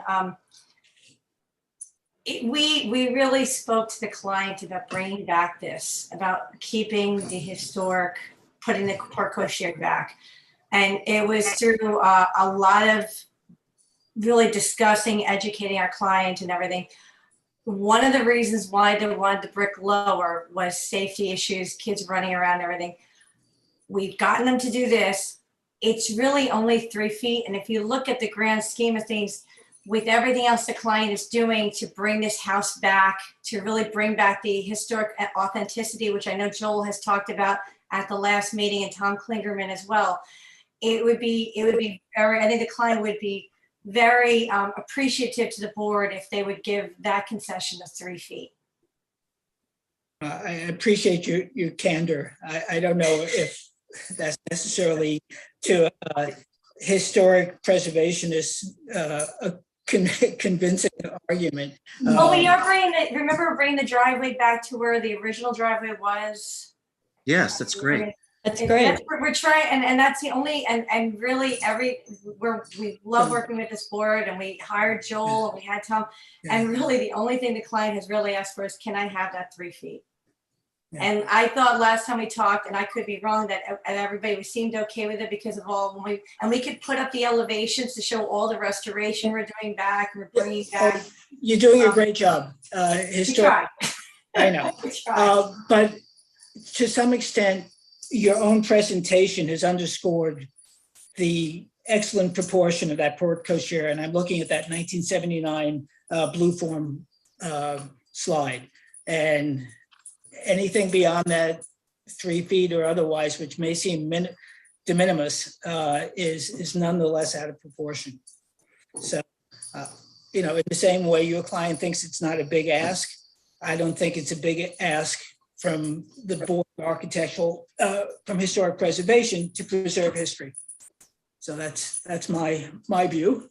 Jeff, if I could just make a comment, I know in the meetings that I was part of, I think that comment was made to the owners, and they had, as Melissa had pointed out, they have children, they're concerned that their friends will Right. have children. Okay. And the comment that they made is, we have an Escalade, it's nearly 8 feet wide without the doors open. So their concern is that they're going to have, I think they're more driven by concern about safety than anything. And Yeah. they're really looking at it that way, that they're afraid that some children won't be seen. So anyway, I just want to make sure everyone was aware of that. Okay, no, we appreciate that. And I hope they appreciate our concern Of course. Yes, of course. preserving history. And people have a choice of what cars they choose to drive and what have they build and what designs they wish to submit. Any other comments from the board before I turn it over to public comments? Any public comment? Jeff, nobody has their hands up. Okay, so anyway, I sort of messing with a dog here. Anyway, just That for winning? I'm sorry, just for the record, an Escalade is 81 inches wide, 6'9" wide. I Thank you. quite honestly, I Thank you. appreciate the applicant's concern, but again, what car they choose to drive is not in our purview. Understood. It's really just about the historic look. So I think I heard the board members saying that they understood Joel's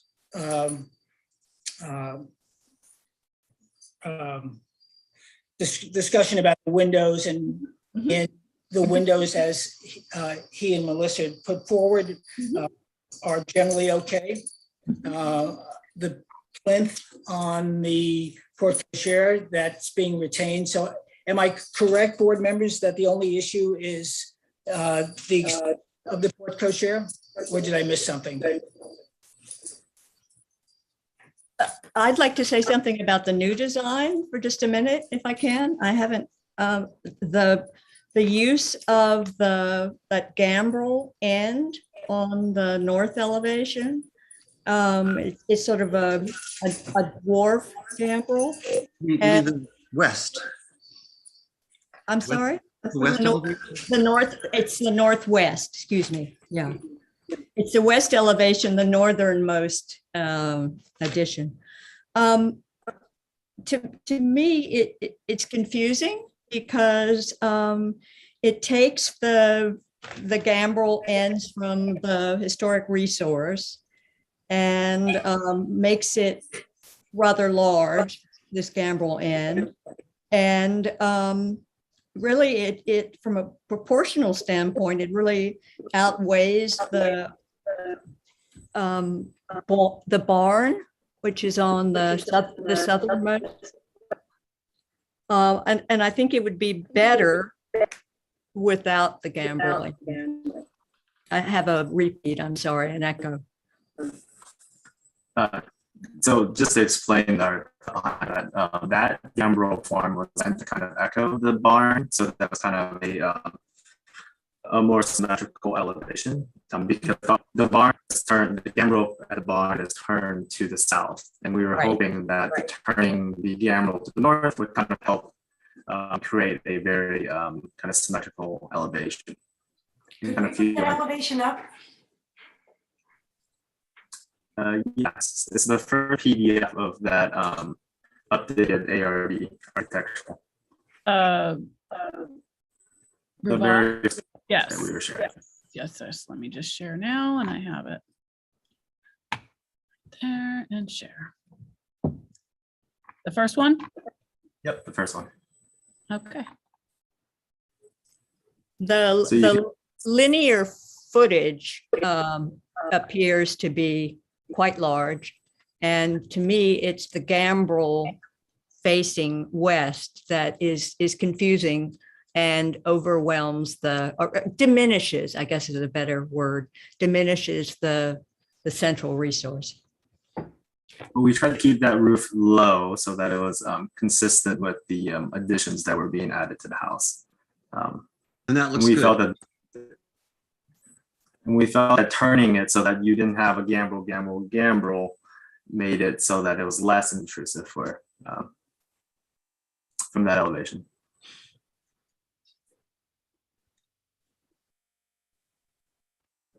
I still maintain that the addition, the linear footage of the addition versus the linear footage of the barn, which is an original resource, although moved, is confusing. And by making this squat or dwarf gambrel, it only confuses what's real and what's Memorex further. Well, if you remember too, we're also removing the garage, the detached garage is over there. So this is Right. going to be an attached garage. So we're trying to bring it all together with the historic resource in the center, front and center. At this point, I wish that it could be, from a functional standpoint, pushed back further and eliminate the gambrel and substitute the dormers instead. Having seen the 1979 picture, I tend to agree this gambrel is kind of pronounced. I don't have a problem with the massing of the wing. I think it's low, as you said, and it's respectful, but I do find the gambrel competes with the historic gambrels, and maybe if you could push it back and do sheds. I noticed in the plan, there's a large porch in the back. Maybe you could push program into that. Just a suggestion.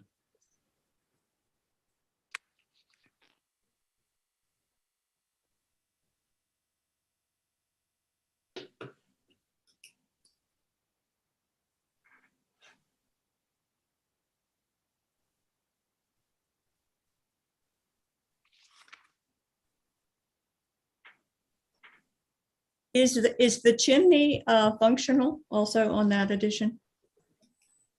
Yes, it will be.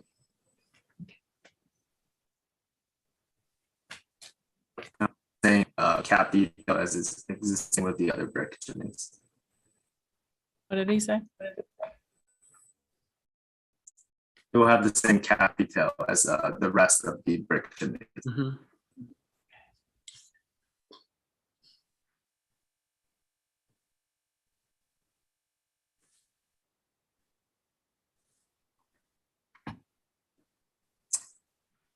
Other board members, or do you have thoughts?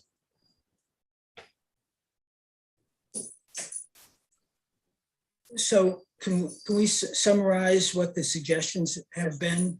I know we spoke about the length of the porte cochere. There was concern about the gambrel. Is that correct? Yes, I think that's it, really. I mean, those are my concerns only. Yes. My concerns, yeah. John and Mark, did you have other concerns or different concerns or no concerns? No, I would echo that. I'd like to see another attempt made. And my feeling on porte cocheres, on the porte cochere. Okay. Because I actually think when that one was built, people didn't arrive by it. I'm sorry? When that porte cochere was built, did people arrive by automobile? No, horses. It was 1895, I think. Which was 5 feet wide. And people got out on one side of it with help from the house. And people now arrive in cars, and if that car is wide and you open doors at both sides, because now people get in cars by themselves, I can understand.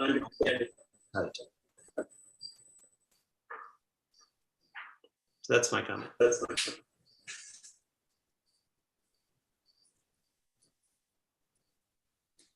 Okay. Is the length, because Yi and Melissa are going to go back, somebody has their speaker on and probably should be muted, or maybe they have a cell phone as well as their computer phone?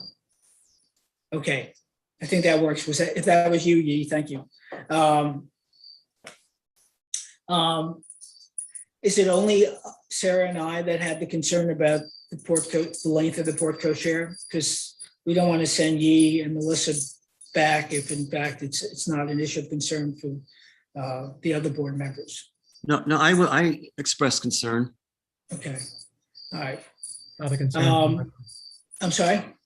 Not a concern from my standpoint. It's not a concern for John. Mark, is that a concern of yours? No, it's not a concern for mine. Okay. I like the wall to stay the original height, but I think a little added width is more elegant for entry into that house in today's standards, is my opinion. Okay, okay, I hear you on that. So let's see. So the window, we're okay on the windows, right? Yes. Yes. Okay. There's some debate on the porte cochere. The gambrel roof, can Yi and Melissa, do you have enough direction from what Peter was saying to consider that with your client? I guess which gambrel roof in particular are you The thinking? one facing west. So the one facing the new north wing. Okay.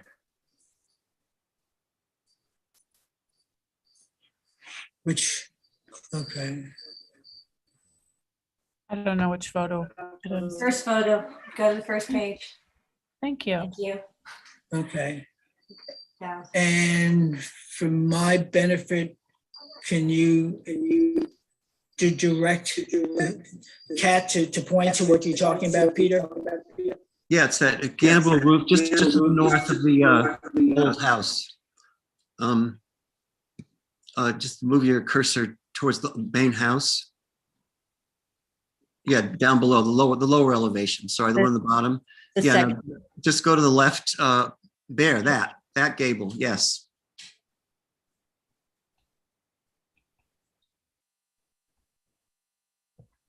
Understood.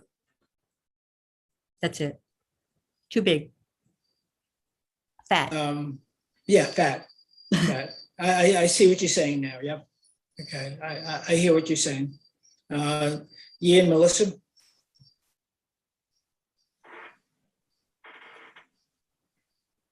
Well, it sounds to me that you're asking for us to adjourn it.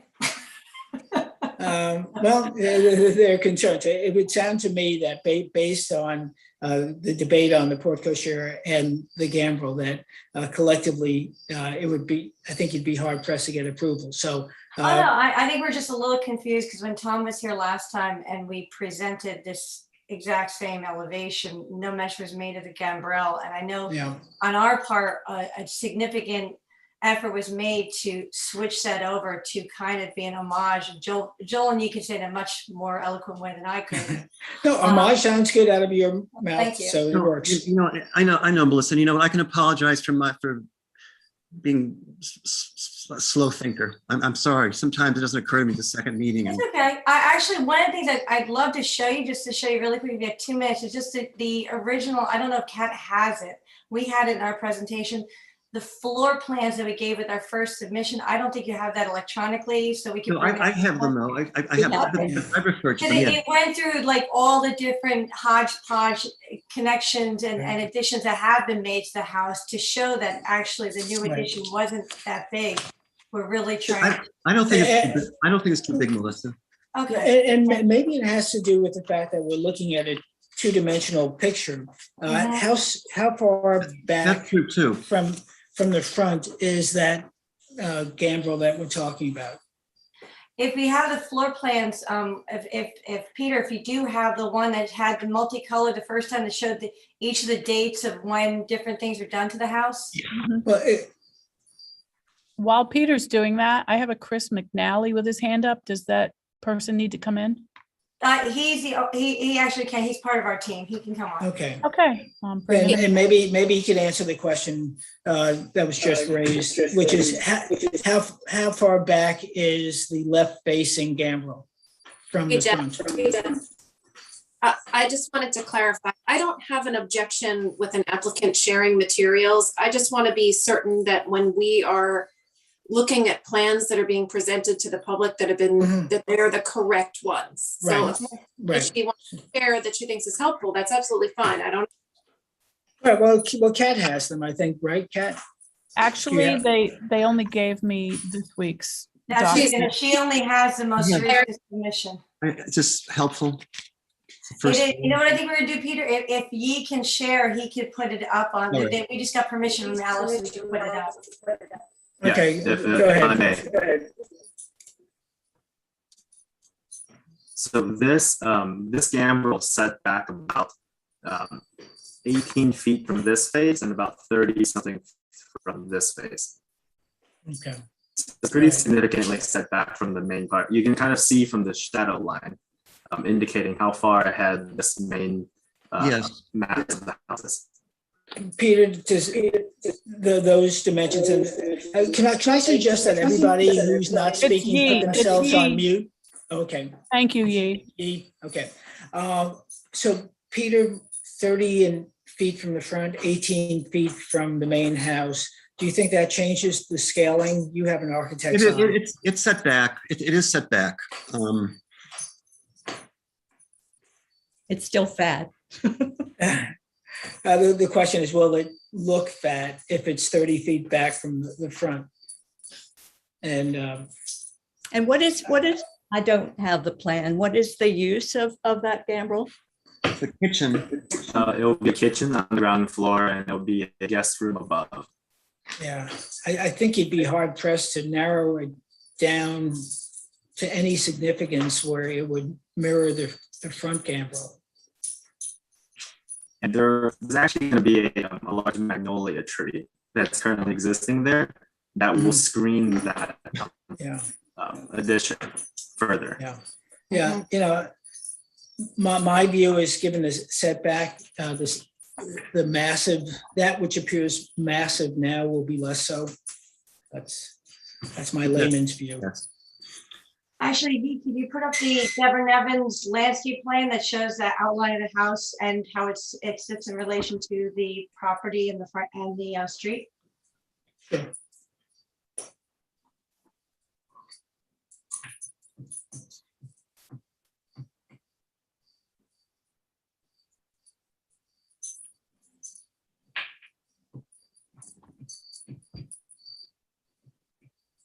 Okay. Is somebody doing that? Yeah, are you frozen? Yeah, I think he had a bad connection through the whole thing. Oh, boy. And yeah, he's not here with us. Well, if he can hear us, you move closer to your router, because maybe you're just a little too far away. And when you come back, maybe turn your sound down because it is echoing through everybody's. And he's gone. I think he's gone. Okay. All right. Anyway, folks. And he's So So I'm back. Would it be okay if I made two brief comments? Sure, go ahead, Chris. I'll be quick. I'm the owner's rep for the applicant. Chris McNally is my name. Thanks for letting me in. Just we'll do whatever we're told on the porte cochere. I just want to be clear with everybody. It had nothing to do with the landscaping plan. The landscaping plan followed the decision to move it out because we're worried about SUVs and all these, kiddie cars that big families drive. Driving in and opening doors and people running in and out. So that's what drove that, just to be clear. And then the other comment was to what I think you're already addressing, is that gambrel for the kitchen and the guest bedroom above is set back quite a bit, which I think, and the house is set way back from the street, if that's a factor, does shrink it quite a bit, but you've already addressed that. So thanks very much. Yeah, my view, Chris, and we hear you and we appreciate the fact that the client Great. will be amenable. My philosophical view is that history should be accommodated as opposed to history accommodating contemporary life. We recognize that there's an area in which they intersect, but again, I think as modern people appreciating history, we have to make the accommodations for history. So I'm still back where I was. I love the proportions, and I'm not going to use the word love. The proportions for the porte cochere are in keeping with the scaling of the house. Increasing them, in my view, changes that. If the client is willing to keep the porte cochere as it is, I think that would be great. I think I hear the board saying that given the setbacks of the addition, that which is otherwise looking a bit massive on the gambrel to the left facing side is less of a concern, and the windows Joel has addressed. Board members, if I'm saying anything that's not consistent with what you said or feel, let me know. But you know, if that's all the case, I think the only issue is the porte cochere. I would accept the gambrel. To me, if the only issue is the porte cochere. Okay, so there you have it, Chris. Thank you very much. If you're representing the client, I appreciate your you can either hearing us out. Come back with those changes. Because I don't, in the world of COVID, we don't have the ability to change things In person. at the meeting. Yeah, in person. Jeff, can we get approval? And we can get those plans to you by the end of this week. Because I know we have to wait. We also have to wait for a written decision, and so we'd be waiting till the 12th, and then we wouldn't actually have a written decision to the end of the month. Yeah, Alice, what's your view? Sorry, I was muted.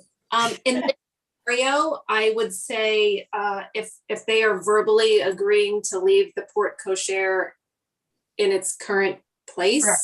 Yes. if that's the only change, I can draft a decision. Yeah, we are. We respect your direction, and we will keep it as is. Okay. All right. Thank you very much. Board members, we haven't missed anything, right? No. Okay. No public comment? No hands raised, Kat? No hands raised, Jeff. Okay, so I move that we submit to written decision the application of, I already forgot, help me out here, folks. 92 CNL LLC, 92 Cooper's Neck. Okay, and we were okay with the demo of the garage? Oh, yeah. Yes. Okay, good. Okay, and the additions. All right, so thank you. Alice, you have enough information? Can you finish making that motion? I will. I just want to make sure you have enough information from the applicant. Okay, good. So I move that we submit this to written decision. Do I have a second on that? But the motion, you got to say in the motion that it's on the condition that the porte cochere remain in accordance with the plans. Thank you, Cyrano. So I move that we move to written decision the application of 92 CNL with the stipulation that the porte cochere remain as is. Do I have a second on that? Okay, there Mark's a second, and all in favor. Aye. Everybody's voice orally. Everybody. Okay, that was unanimous. Thank you very much. Again, I know this takes time for seemingly small details, but thank you very much. And thank you very much. Okay, great. Bye, guys. Bye. Thank you. Okay, Derek, make sure you have that stipulation in your minutes, okay? Okay, the next application, Post Crossing LLC, is adjourned pending ZBA approval. We then have driveway gates in the historic district of DCK Wyndham LLC. The applicant requested an adjournment to October 25th. I move that we accept the applicant's request to adjourn to the 25th. Anybody want a second on that? Okay, there's Mark McIntyre, quick hands, practicing Jeopardy, and all in favor? Okay, great. Okay, public hearings, we have the continuation of the Polish Political Club, no need to repeat that, part of the Hamptons. Jeff, isn't this where we're gonna pull the sign in? What's that? When is Oh, the? yes, we were gonna- application. The application for the sign. Oh, yeah, yes, okay. Okay, so yeah, let's do that now, because otherwise poor Ron will be here forever. So Yeah. let's do that, okay? Let's open the application for, what's the address? Folks? Let's see. Ron? And, yeah, hold on, yep. You want me to bring him in? Yeah, please. Yes, bring him in, and then I will pull up on the screen. All right. And that was 111 Main, right? Is that it? It's Yeah. 15 Prospect Street. Right. 15 Prospect, well, what's No, 111 I don't have Main? that either.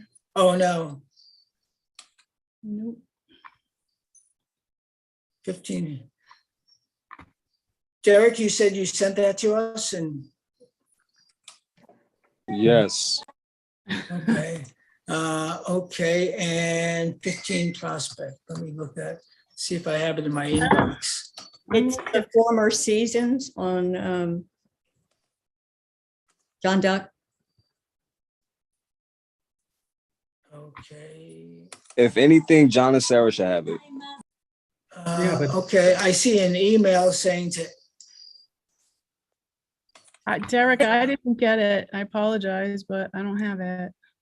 I'll send you the email, Kat. It looks to me like, oh, okay, I see, yeah. Yeah. Okay. All right. All I see is, Alice, are you sending it to SHV? no. The Kate Styler? I sent it to your Southampton Village address. Yeah, I can't get in that unless I'm on one computer in this building. Okay, tell me where to send it. Any of the other emails, do you have any other for me? Nope, All right, so, all caps. I Ready? got it. Yeah, You do? Yay. Yeah. Which one is it? SH video now. Yay. All right, I'll get it.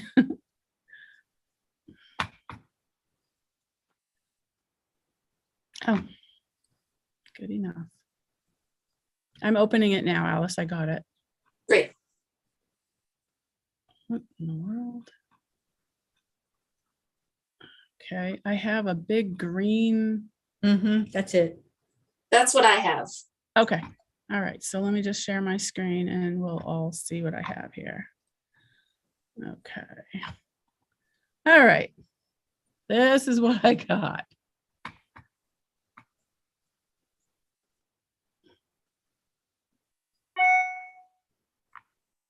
Yeah, that's all I have.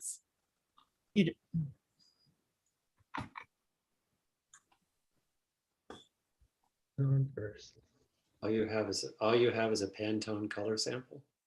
Yeah, that's what's in the email. yep, same here.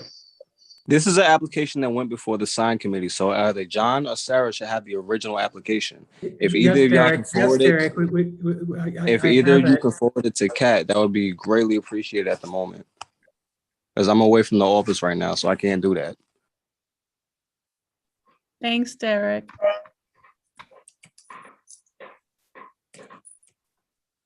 You have it, John?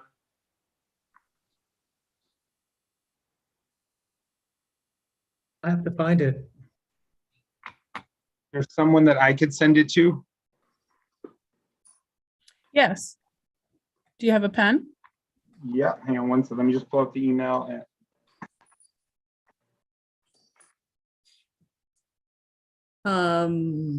It was, Okay, I'm ready for that email address. Okay, so it's SHV.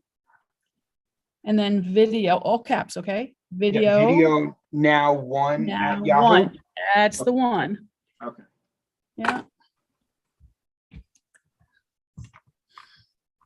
All right, let me stop sharing this and I'll go and get that, the other one.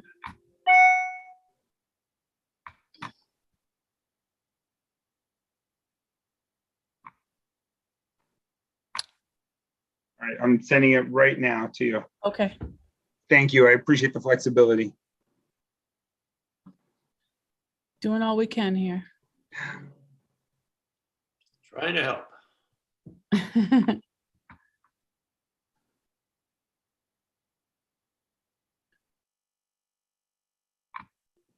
It has not come through yet, sir. It'll be there in like a second. Okay.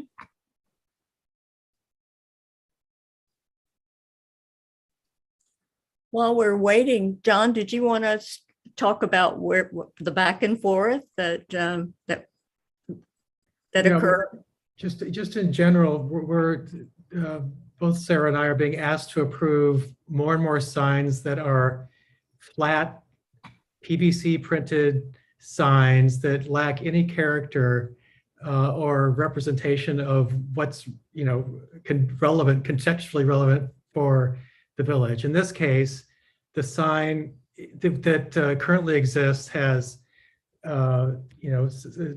detailed letters. It has some tooling with the letters, and I think they're painted gold on a green field. And we're being asked to replace that. Well, you can see it right here with a flat PVC printed sign that, from my perspective, just looks cheap and inappropriate for the village of Southampton. So from this to this. So problem. Yeah, it's just if a business owner wants to operate in the village of Southampton, they need to abide by the visual, parameters that go along with that. And to say they don't have the money to afford a sign that's comparable to what was there before, that's neither here nor there to me. So I won't hear that as an excuse. Well, it's not just an excuse, it's that the previous board guided the two sign companies in the village into these PVC signs. They didn't want character, they didn't want depth, they didn't want things outside of the box. So we've adapted our business. That's totally to meet. open for interpretation, and this board member doesn't agree with it, so. Okay, it's just tough to go forward with this because there wasn't enough feedback in the emails that I got from you and Sarah to change it. Oh, yes, I beg to differ. I'm not sure if Derek forwarded all the information to you, but we did say that the existing sign included more detail. It was much more intricate. It just, I can find those emails and send them to you. He did send them to me. All of those things are true, but yes, he did send them to me. I got all that feedback. The problem was the feedback also said the font is bossy, which doesn't help because it's their logo. And that's a subjective opinion, which is your whole job. But the client likes this sign. It's his branding and its logo. You did request a matte finish, which the customer said, absolutely, they'll go with the matte finish. But then there was additional, he doesn't want a carved sign like this one. Okay, and that's the reason I can't approve it. It looks cheap and just not consistent with what we expect for businesses that operate in the village of Southampton. That's my opinion. The other board members may be in love with this, and that's their call. I'm not in love with it. It looks kind of flat and temporary. Yeah, I'm not a chance with it at all. And it's my understanding that this is the only sign. He opted for not having the large one down by the street. And this is the only sign that he's opting for, if I'm correct. No, we applied for two permits. One was to change out the one at the street and one was to change out this one and then remove the two illegal structures that are there. Okay. That's what he wanted to do. I stand Sorry corrected. about that. So that's okay. This is a proposal, or is this a sign that was built? The structure exists, as you can see in the bottom, the Seasons Right, of that I know, Southampton. yep. So the customer renovated the restaurant and wants to replace just the sign portion, but leave the structure. Right. Okay. But this sign wasn't built. We're not looking for No. forgiveness. we're- Okay. No. So you have the opportunity to listen to the full board. I seen this for the first time, given that it's an engraved wood sign. You don't necessarily have to. Yeah, you don't necessarily have to repeat that, but surely not PVC.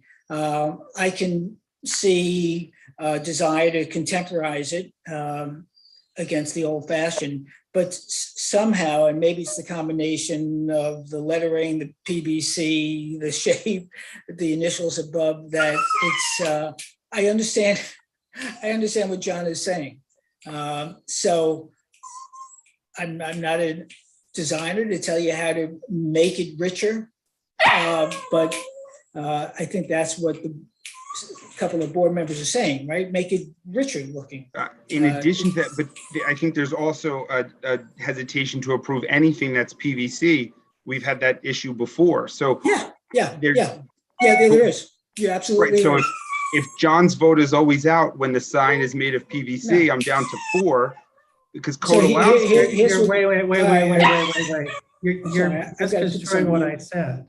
In this case, we're being asked to replace a sign with something that is it's not quite up to par. There are other locations in the village where a PV sign that sits over a door may be completely fine, but not in this case. You know, this is a PVC sign. That Seasons of Southampton is made of PVC. You're still misunderstanding what I'm saying. It could be cardboard for all I care, as long as it has the character, the depth of image, the details that make it look like a much more substantial sign.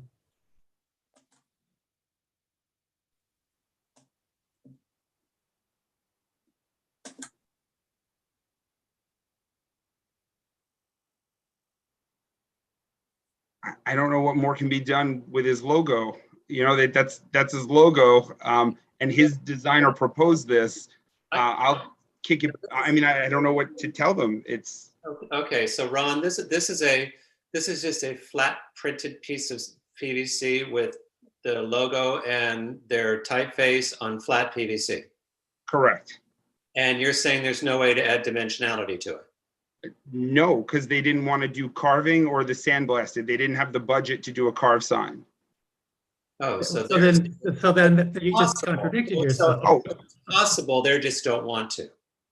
No, it's absolutely possible. It's not the look they're going for, and it doesn't fit in the budget because they're going for a more modern restaurant, not the traditional look. Then they can do a design with raised letters or some other type of treatment that gives it a different sense of place. But this sign looks like like as Mark said, an impermanent sign, a temporary sign that's just plastered in place.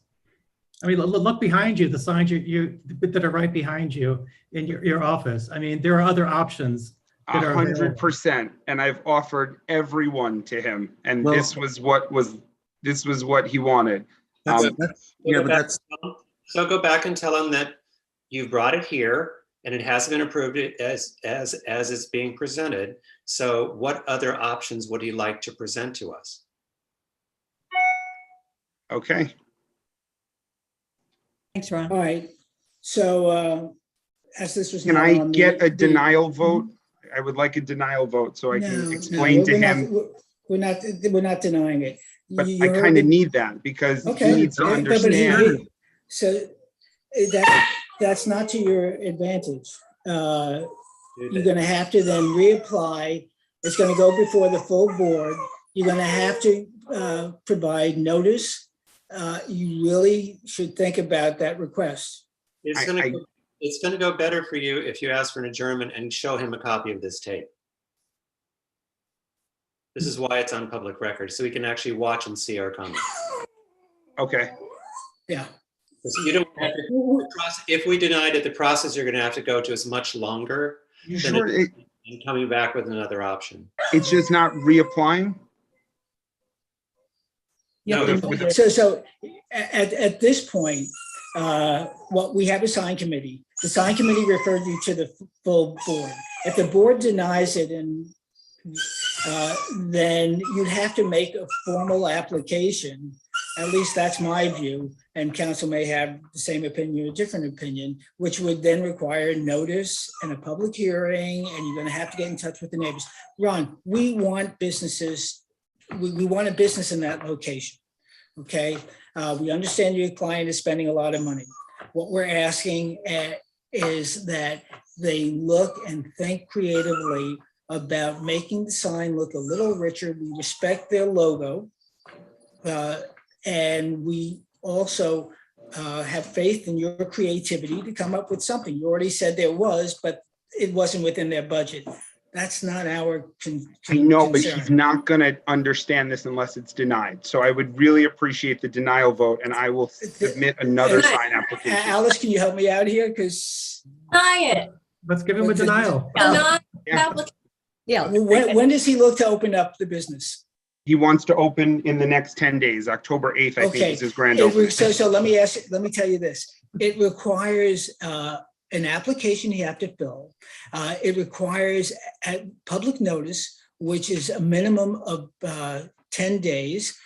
We have to get you on the agenda, which would mean about a month from now. So if you really want us to deny so that he's going to have a business without a sign, you know what they say? A business without a sign, a business with no sign is a sign of no business. So it's really not to your benefit, but if you want it, we'll do it.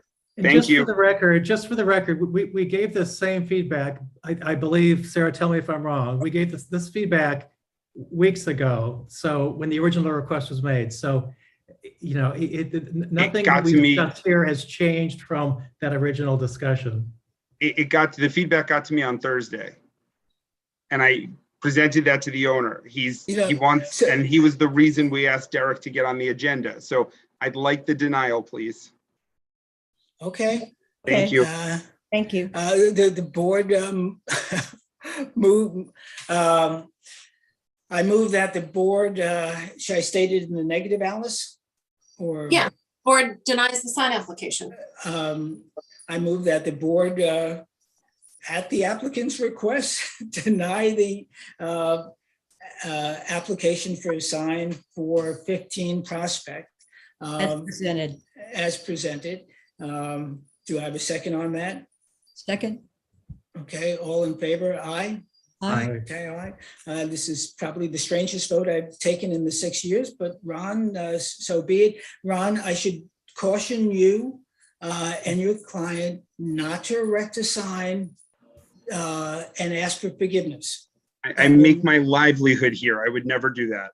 I come before you before I put anything up. So we're gonna go back to the drawing board. I'm gonna explain to him again the feedback. I'll send him a copy of the tape. We'll submit another sign application.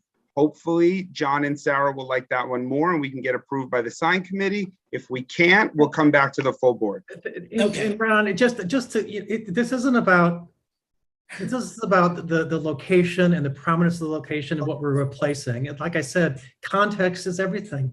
If this was a sign in a different part of the village that was smaller and, over a doorway or something, that's a whole different story. But it's just different in this case. So it's not my intent to be difficult. I'm just trying to explain my point of view. All right. I appreciate it. And you gave me more tonight than I had over email. So I will take it back to the applicant and explain to him your feedback, and we'll try again. Thanks, All Ron. right, thanks, Ron. Thank you, guys. And All thank right. you, Derek, for getting it on for tonight. I appreciate it very much. All right, Thanks, everybody. All right, good stuff. All right, thank you, everybody. So public hearings, non-historic, the Polish Political Club, that is yet still waiting for site plan approval. The Heart of the Hamptons is also pending site plan approval. We're now number 3 on the hit parade in this category is Leland Abrams, 187 Meeting House Lane, 2-story dwelling. Leland or whomever. Yep, coming in. Okay. Yeah, you're torturing I that puppy. appreciate it. What's that? Are you torturing that puppy? No. I think Feed that thing. I think she needs to go out. Yeah, can Lila take little Winnie out for a Lila, little walkie? well, My no, vote- she's not around. Hi, Brian, I'm- welcome. I'm solo. everyone. I Okay, thought we take a little break, a little pee-pee break for. well, it's not going to be a little. She's, anyway, that's another story. So, okay, go ahead, introduce yourself, and then let's go on from where we were last time. And I'm going to go on mute, okay? Good evening, everyone. I want to start off by giving you guys credit for being here so late every night. Like every time this comes up, I was just like, can't believe how much effort you guys put into this. But so my name is Brian Glasser. I'm the architect representing 187 Meeting House Lane LLC. Unfortunately, I couldn't be at the ARB hearing on the last one. I had a representative come from represent me. I had a variance hearing that I had to go to, so sorry for not being there. But I don't know if is it possible for me to share my screen so I could, would it be easier for me to navigate that way, or do you guys prefer? If you could just direct Kat to share the plans that you submitted, that would be great. If I had them, I would. Very nice. Yeah. I don't have Greenhouse Lane. All right, let me see if I have them. No. It gives me the option to share, but if you But if Brian has it, why don't you just let him share it? No, I have them and I will send them to Kat. Okay. one other thing I do have is the streetscape. I worked on a streetscape showing the new rendering and design. If you care to see that, but if not, that's not a big deal. Yeah, we can. Yeah. I thought it came out pretty good. But anyway, so a few things that, I know your concerns with this property. I just wanted to, part of it is me trying to sell the story of like what the house, the size and the massing of the house is. And I know you're concerned that the appearance of it from the width seemed to be grander than the original and the neighboring properties. So a few things I just wanted to mention was, and this is on behalf of the owner. The current property is roughly, I just do some quick numbers. The current property is roughly 112 feet wide, with the existing house being roughly 30 feet wide. That gives us, like, if you were to do a percentage of that, would give us a percentage of about 26% of that width being used up. So, and I looked at our proposed structure being 60 feet wide, and now it would be technically 53%, using up 53% of the width of the property. So I could see your concern if we were to look. I don't know if I'm going to be sharing my screen or if someone else can, but basically I could see where you would think that the house appeared to be wide. So my approach, without ruining my client's backyard, is to push the, on the current design, I was trying to push the garage structure, which most of these smaller homes didn't have garages. So I pushed that structure back 16 feet. So it appeared to be maybe an addition towards the back. One other thing to mention, if we were to look at 179 Meeting House, that property is roughly 76 feet wide, and the house is roughly 35 feet, which is around a 46% width ratio. And then, so that's to the west. Now to the east, we have 193, that's 72 feet wide, and the house is roughly 40 feet wide, which is a 55% ratio. So when I was coming up with this design, I'm trying to justify the proportions of, if you were to look, if I could pull up my streetscape, it maybe would help, but if you guys don't want me to show, it's fine too. I have it loaded. No, we should, the public wants to see. I think it would be nice for them to see it, if you don't mind. Yeah, please share. I don't mind. I just want to make sure that when we show the actual plans, that it's the ones that were submitted. I'll keep saying it. Yeah, so the only thing I'll say is, like, renderings, this is an additional request by the board to do a streetscape. It wasn't necessarily required, but I figured it'd be nice to show people. If you guys don't want me to show it, I can. Oh, Yeah, please. Oh, you want me to? Oh, okay. All right, sorry. Was it in your plans, Alice? I couldn't submit it. This is like, They're his plans. Okay. When he's done, I have the others. can you see my presentation here? Yes, sir. Okay, so basically, here's 187 in the center here. Yep. And we have to the west and to the east. Mm-hmm. And this was on, and just so you know, this was on my presentation board that I didn't present last time. So it would be hard to present, like submit this to you guys because it's extremely long. But now this is the proposed house. And you can see here, one other thing to mention is the original house was roughly 27 feet with a 27-foot front yard setback. Our new proposed structure is also a 40-foot setback. So we're pushing it back an additional 13 feet, which I think is, helps bring down the massing of the house. The reverse, the double reverse gables, I eliminated the one from the original design. But now by also pushing back this garage structure, we also have, we have a hip roof across the back, which helps break down the massing if this was just a reverse gable going through on the side elevation. So I was trying to help break the massing down as much as possible for this, just across the front of the house. And like I said, by pulling from the front corner of this covered, we have a wrapping front porch. It comes back roughly 16 feet. So I was hoping that would also help with, reducing the massing of a garage. That I think is the biggest issue with this. I just wanted you guys to know that I did work at trying to flip the house. The problem was it was really destroying my neighbor's backyard and privacy, because now we have, a side yard that's completely exposed to the front, and we could say, oh, we'll put plants and all those things there, but I mean, you're still looking through bushes and seeing people like it, around their pool. No, So listen, I think you did the right thing. I mean, you pushed the garage back.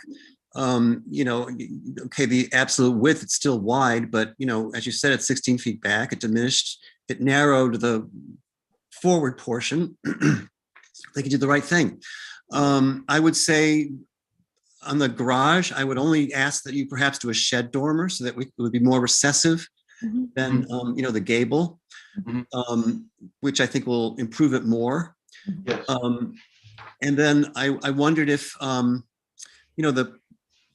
if you needed that porch to the west, the garage door that goes to a porch, and I wondered if you could just push that roof plane east, and perhaps I looked at the plan, and it would not affect your interior, your program at all. It would cut off some of the a corner, I think, of the double height space within. But I think it's a big step, and of course, I would have preferred that you keep the house, but you're not required to.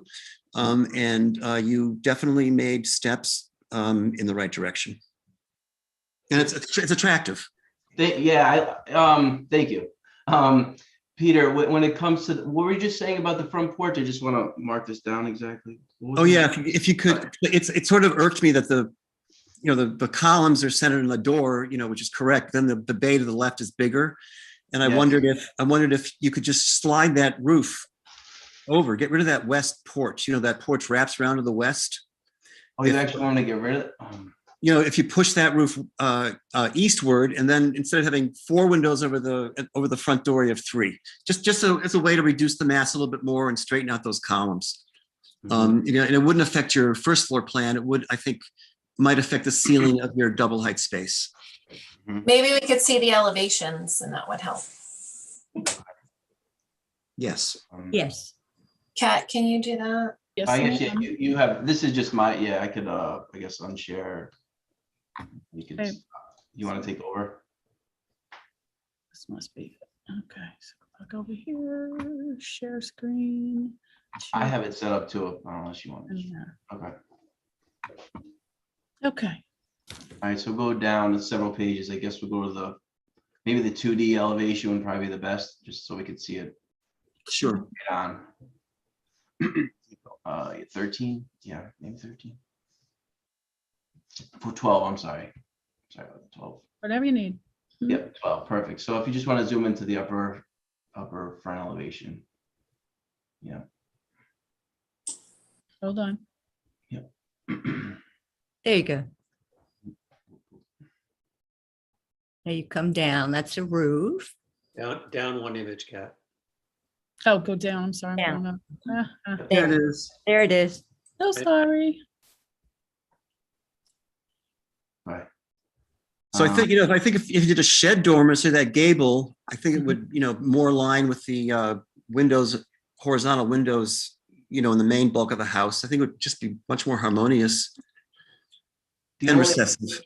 the one thing I'll say is, so if you see this line towards the back, which is a hip roof, I think they call it is it called a jar head? Oh, I forget the terminology of the A clipped gable? Yeah, like a clipped gable. I actually just recently learned about the terminology. It's called a jerkin head. Jerkin head. jerkin That's what it head. is. Yes, Okay. yes. I used to call it a Dutch gable, and I was like, and then I heard that, and I was like, no, that's what it is. I looked it up. Yeah, So it's a good term.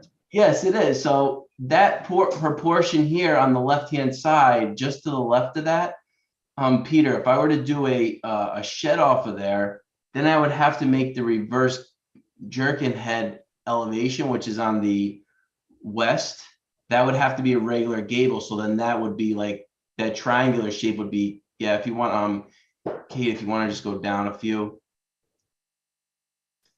to the blast. Yep. See this? See above the Yeah, garage I see. But you could raise it enough so that the shed would fit, I think.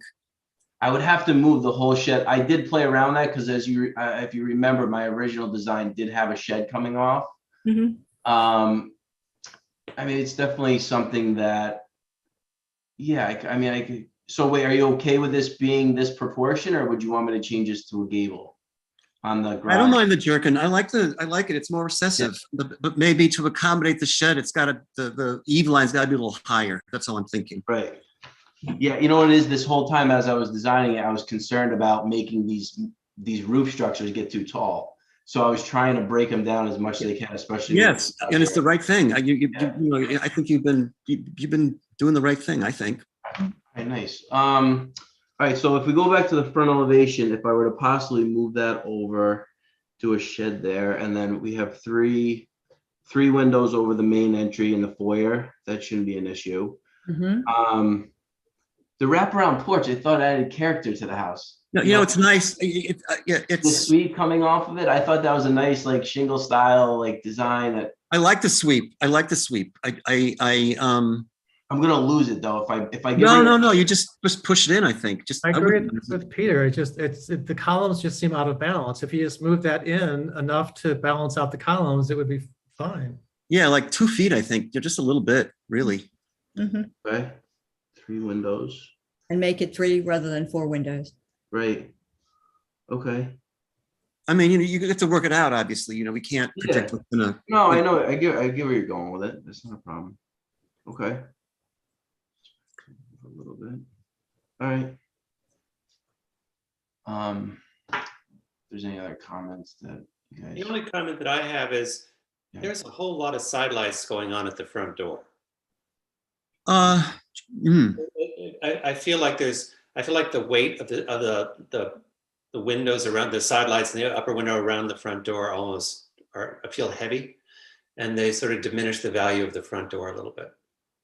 If we were to see the proportion of the upper transom, if we were to use a similar proportion, you know, Mark, I believe what you're saying is just the width seems a little bit wider, so it seems like a thicker almost column to the left or the right of the door of glass. If we were to make it a similar proportion to the transom window, yeah, it'd be perfect. Yeah, balance it out so it's consistent all the way around. Right.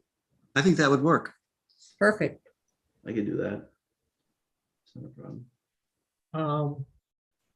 In addition to what the comments that everyone's made that I agree with, I still have an issue with the balcony on the back of the house because of the size of the lots. I mean, these are not, you know, estate size lots, and having a balcony that size can cause a disturbance for neighbors. So if it could be smaller. I did get, I did get your, I did hear that comment back from the gentleman that presented to me, and we did we shrank the original like covered area by roughly 2, it was like 20, and I should have known these exact numbers, but times 2 by roughly 56 square feet. I did shrink 2 feet on either side. And if you were to look at the original, I just noticed that this column should be lined up, but we did shrink the column. See, the rendering is not showing it, but we shrunk it from the left and the right and brought it in smaller. So we're at roughly, just covered area wise, we're at roughly say 19 by 14. It's like 260 square feet roughly. I did shrink it. And as you know, the original design was always to have it in the center just for helping with privacy reasons. What room does that come off of? Bedroom? Master bedroom. Yeah. I would still like to see it a bit less wide. And the only other comment I have is the pool house. Those second story lights, I think, need to go. I mentioned that during the last meeting as well. Yeah, no, they're awkward. They're too tall, right? And it's too contemporary against the house. For me, I mean, the design is one thing. I just think there's the potential to create light pollution for neighbors. You know, on narrow lots. So. Especially given there's a lot that butts right up against it. Mm-hmm. Because that pool house is sitting in the tail of that lot. Yeah, There's a lot that goes all the way down from Little Plains. Kat, can you find that slide of the pool house? I think I don't think it's necessarily a bad thing that the design is a bit different from the house. I mean, that's, it would be, but I just think it's the light pollution. I think it's A500, is that correct? 8500? A Alpha 500. Oh, you're looking at the sheet. I don't have that. No, Alpha. He's looking for it's just the two-dimensional drawing. I mean, see, but looking at this, if you could keep this on for a moment. Yeah. Of course not. That for both the balcony and the second story lights in the pool house, you can see the close proximity to the property to the east. And that's my concern.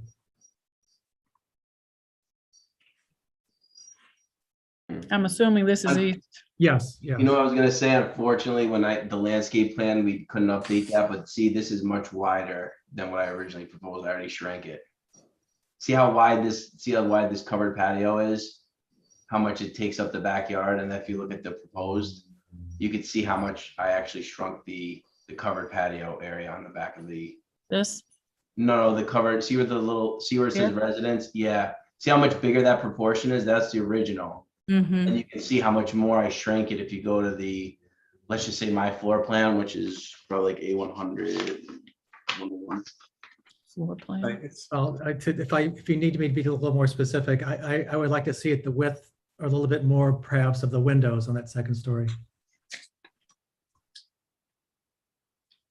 Awfully tight to put a table and. Oh, I don't think so. It's probably a good, 12 feet at least? 12 feet. I mean, I know, I'm just saying. You're more concerned about the depth of it?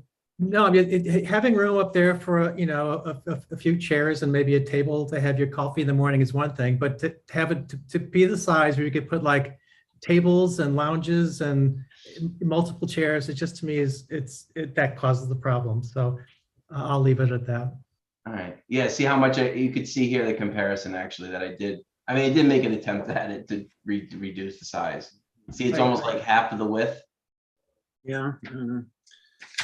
Visually here, it's not much smaller than the garage. Yeah, right. It's about the garage is about 21. This is like 18.9, right? That's a big dog. To me, that's a sizable space, but that's. So is it more about the balcony upstairs? If I were to put a roof around there to reduce because I'm just trying to maximize the covered area for my client, but if you want to reduce the massing or the decking on the second floor. No, the roofing area is fine. To me, it's just the decking upstairs. You want it to be small. Exactly. It's the usable space upstairs. Sorry, I was getting concerned that I wasn't able to put half a dining table is like sitting on the ring, I should have been more specific. I apologize. Off the master bedroom. I got you. Okay. Yeah. And I will echo Peter's comment. I mean, it's a pretty house. You've come a long way. There's a few tweaks going on here, but as a basic comment, it's looking like a nice house. Thank you. Okay. And we appreciate the effort.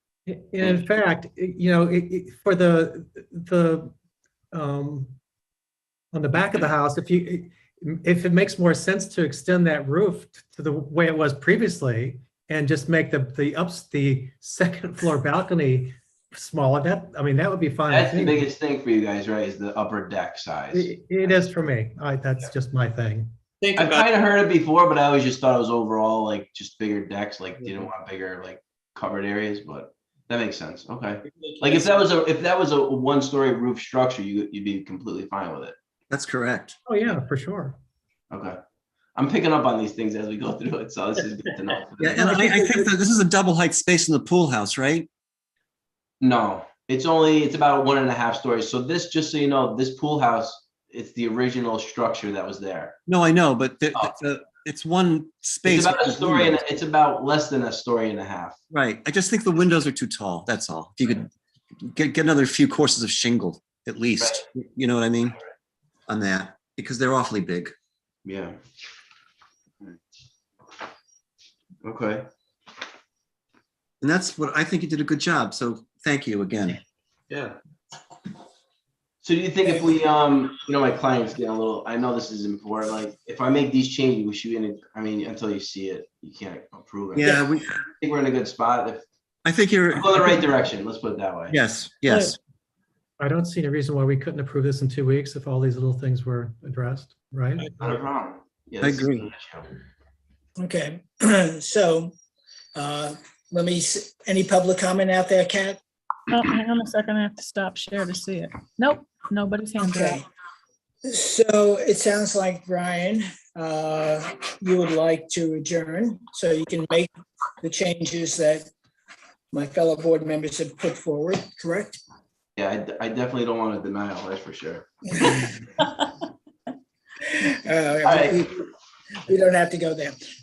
So I move that we accept the applicant's request to adjourn to our next meeting. Brian, as you know, any submissions have to be in the Thursday, noon, the Thursday before the meeting. So may I have a second on that from someone? Second. Okay, Peter seconds, all in favor, orally, aye. Aye. Okay, so unanimous. See you in a couple of weeks. All right, thank you, Thanks, guys. Brian. Good progress. Yep. Okay. Next application, 31 Roscoe Developer LLC at 31 Roscoe Drive. And with the applicant, who I assume is Frank, if you're there. Is it Frank DeVito? It sure is. All right, I'll bring him in.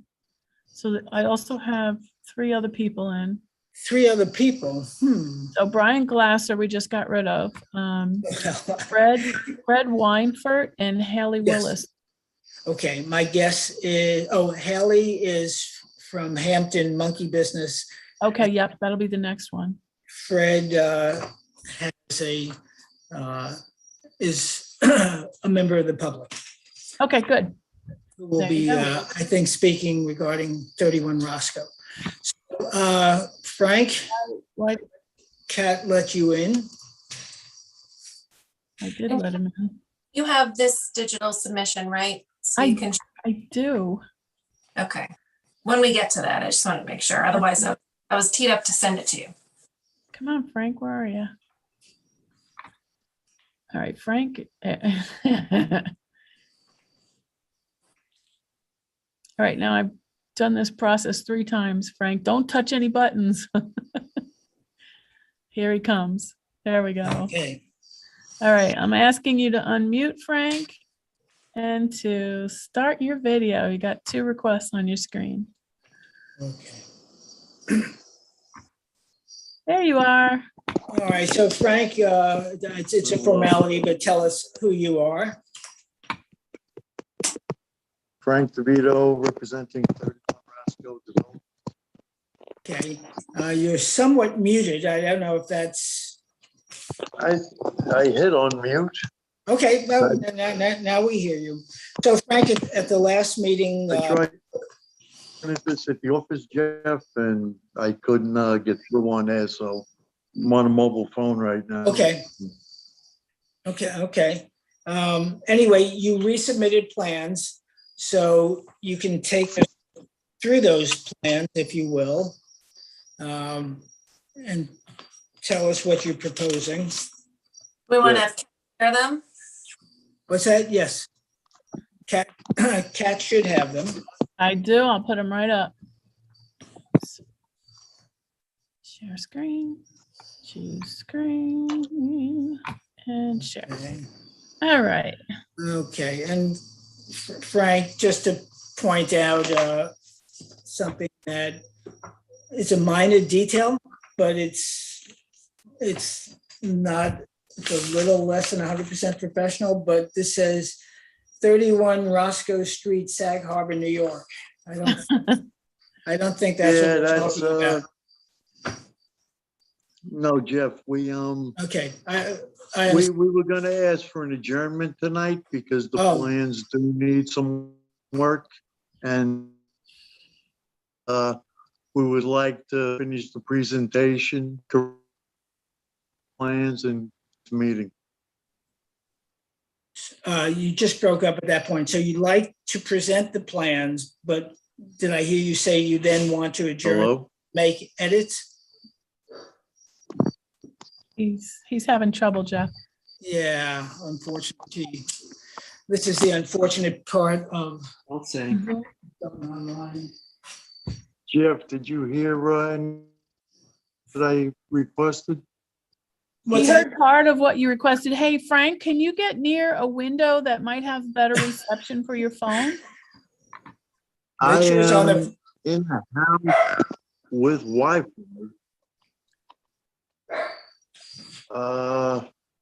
Go near the router. I should have. I am right by the router. Okay, we can hear you better now. All right. So what I was requesting, but I was saying I was gonna look to adjourn this because the plans, I couldn't get a hold of Jackie earlier today.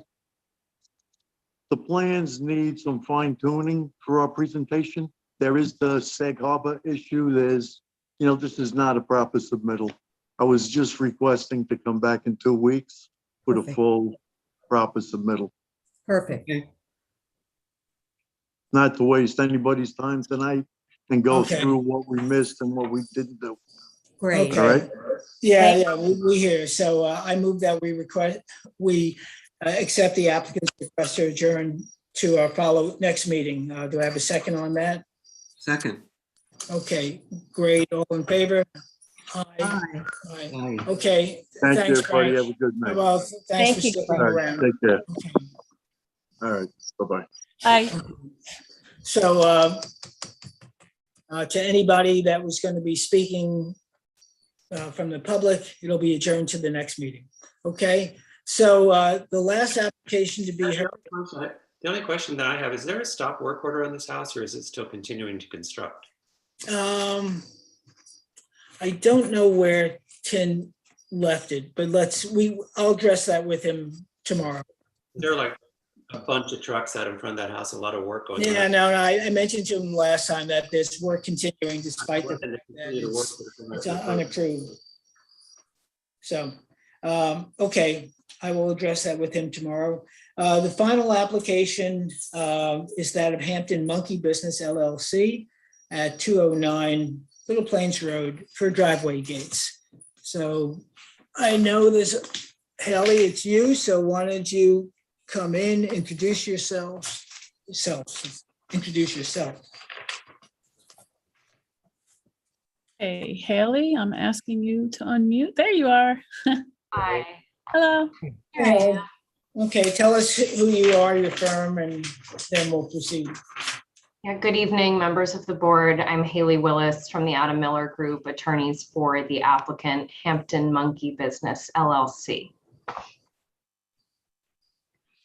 Okay, so the last meeting, there were concerns about the spacing, there were concerns about the pillars and the lights. I see that you've changed spacing. So why don't you tell us what you did do and what you didn't do? So my takeaway from the last meeting was that the major comment was on the spacing. So we revised the plan to reflect what we were told at the meeting. So we have 3-inch slats with 2 inches of space in between, which is an increase in the spacing. So there should be more of a see-through effect.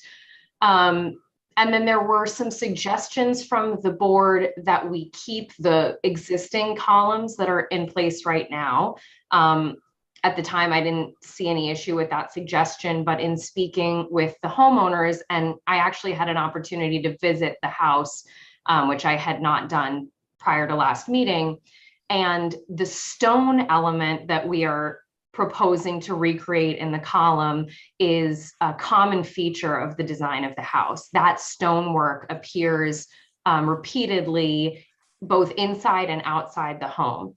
So I don't know if, Alice, are you okay with me maybe screen sharing? I have photos of the interior of these features of the house, if that would be helpful for the board to see. They're not part of our proposal, but it may be helpful. Fine to share photos, but I think we'd be focused on the exterior. Yeah.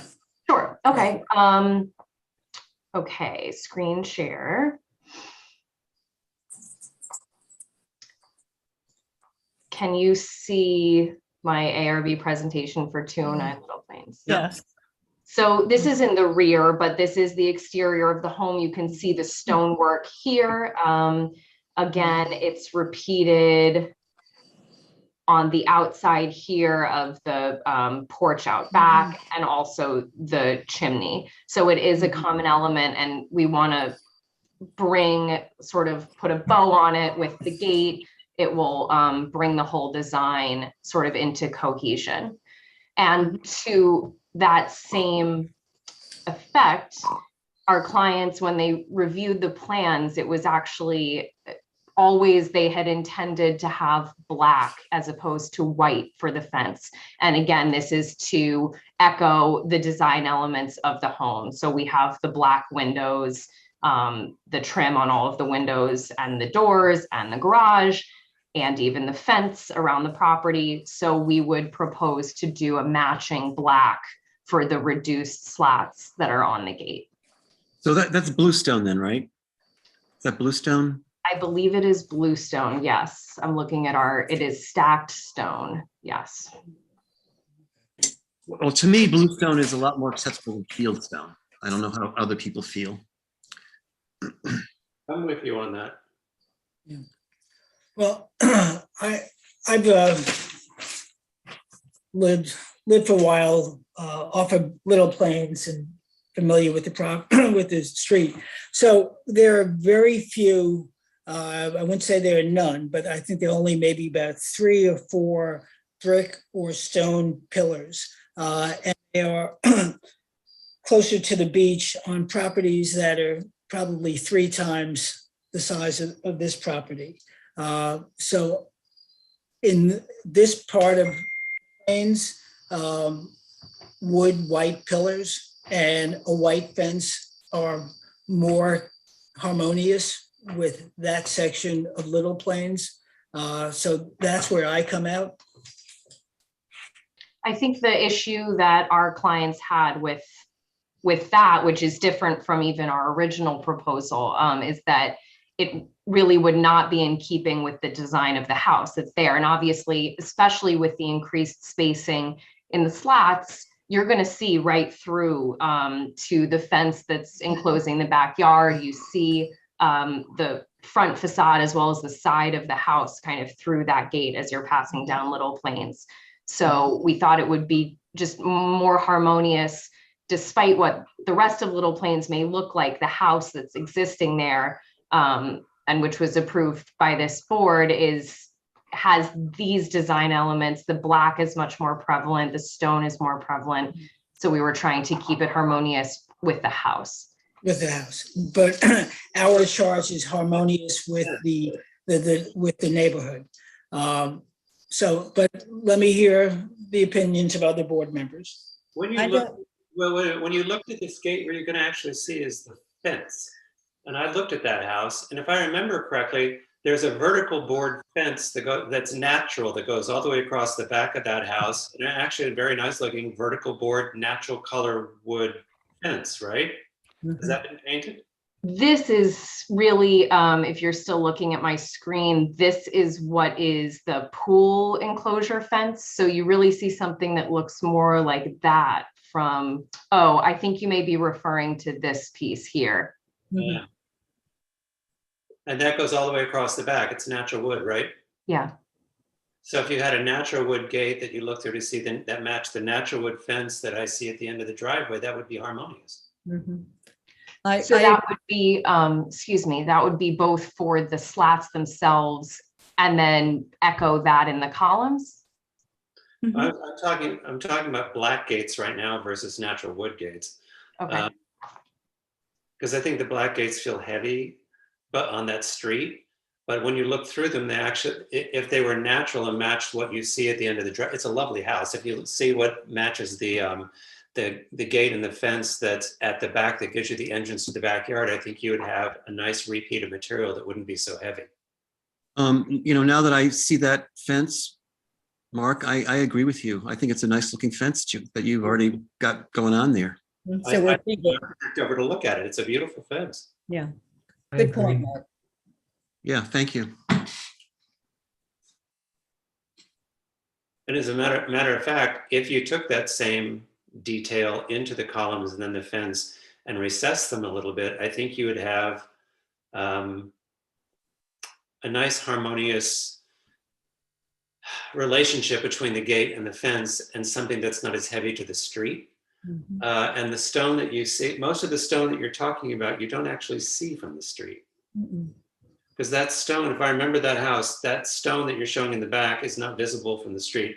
And maybe from the side street, because that's the outdoor fireplace over the patio area, right? Correct. Right. And then the chimney on the other side, which is blocked by the tree, is the chimney behind the pool house that's sort of hidden a little bit by air conditioning compressors, if I remember. Sure. Yeah, so I actually think if you went to natural wood all the way around on it instead of trying to replicate the stone, visually from what I see from the street, from what I see from the fence to the entry of that lovely house, it would be more harmonious to what we're seeing right now. Agreed. Okay. I agree with you, Mark. Very good. I agree. Yeah. Yeah, and visiting the home and just like having had the experience of standing in the driveway and looking at the home, I do feel that the black and even that like gray, the use of the bluestone throughout is kind of the prevalent design feature. I don't know that the fence is what jumps out to you when you're standing and looking at the house. But I guess we can echo that element and see if, it actually emphasizes that fence that's back there. Yeah, we're leaning towards something a lot more natural. There is no precedent that I know of along Little Plains for stacked bluestone. And to be a good neighbor, I think that the natural approach that Mark has suggested is really a valid one. So that I'm clear, is the natural wood also what you want to see on the columns? So it would match, it would be the same material across the gate. Yep. Think about it. Think about the verticality of that beautiful fence. If you had that same vertical wood treatment on the columns and then a natural gate, then I think it all ties together. It won't be so urban looking. The only other question I had, isn't the setback for a fence 18 feet from the street? Because on the diagram or yes, it is.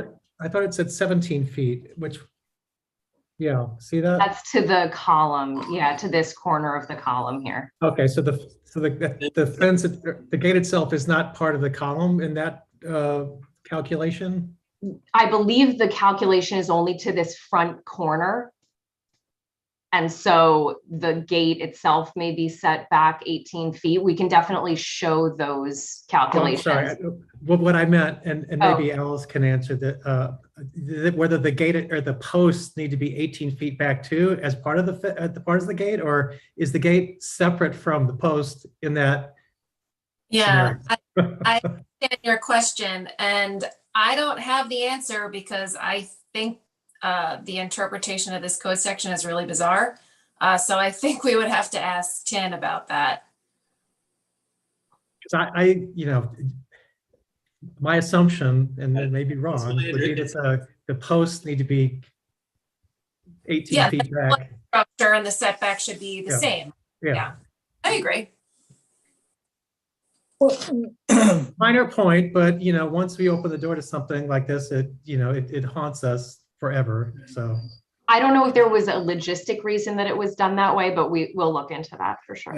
thank you. Do any of the board members have an issue with the lanterns as opposed to ground up lighting? Yeah, I just in general don't like lanterns on the posts, but that's just, unless it's like a big estate, of course, Well, that's exactly it. I So will say that from a dark sky standpoint, posts aimed down with light are more dark sky than up lights onto posts. Okay, I hear you. Okay, I'm generally with John. This is a very large scale house for that lot and that street.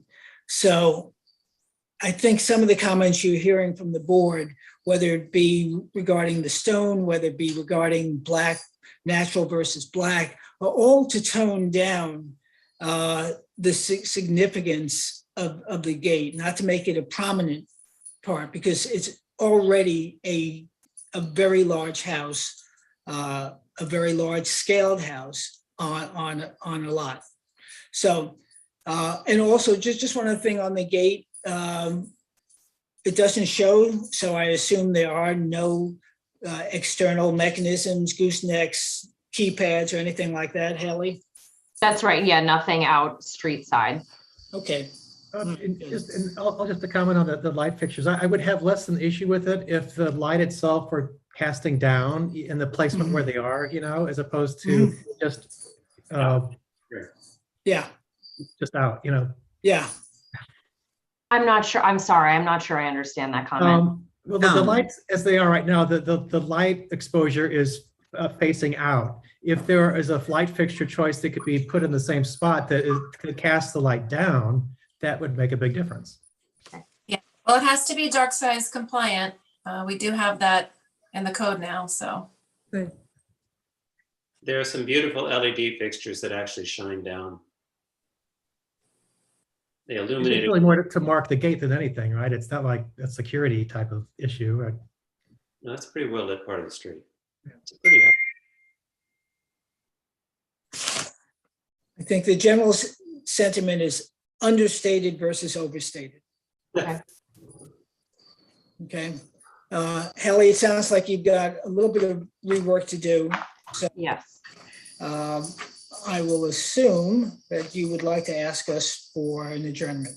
That's right. Okay. So I move that any public concern, any public comment? Hang on one second. No, okay.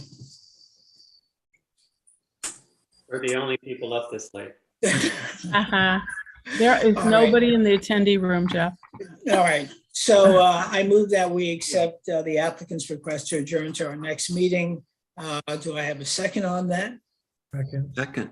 Okay, that's from Peter, and all in favor, orally say aye. There you go. Thank you. Haley, we'll see you in a couple of weeks. Thank you. Alice opens the spender. She wants verbal and visual. Well, verbal. Verbal. Yes. The visual helps for the record keeper, I think, if voices overlap. Yes. Yeah. I was making the distinction between oral and verbal. We can have that debate as to. I don't want to have that. Just no. We believe me. It's too late now. I see Mark laughing, so I think he can wordsmith us out of this. But in any event, so that's it, Haley. Thank you. Thank you. Night. Good night. Thank you very much. Unless there are other comments or things we have to address, I'm going to move that we adjourn or close the meeting for this evening. Okay.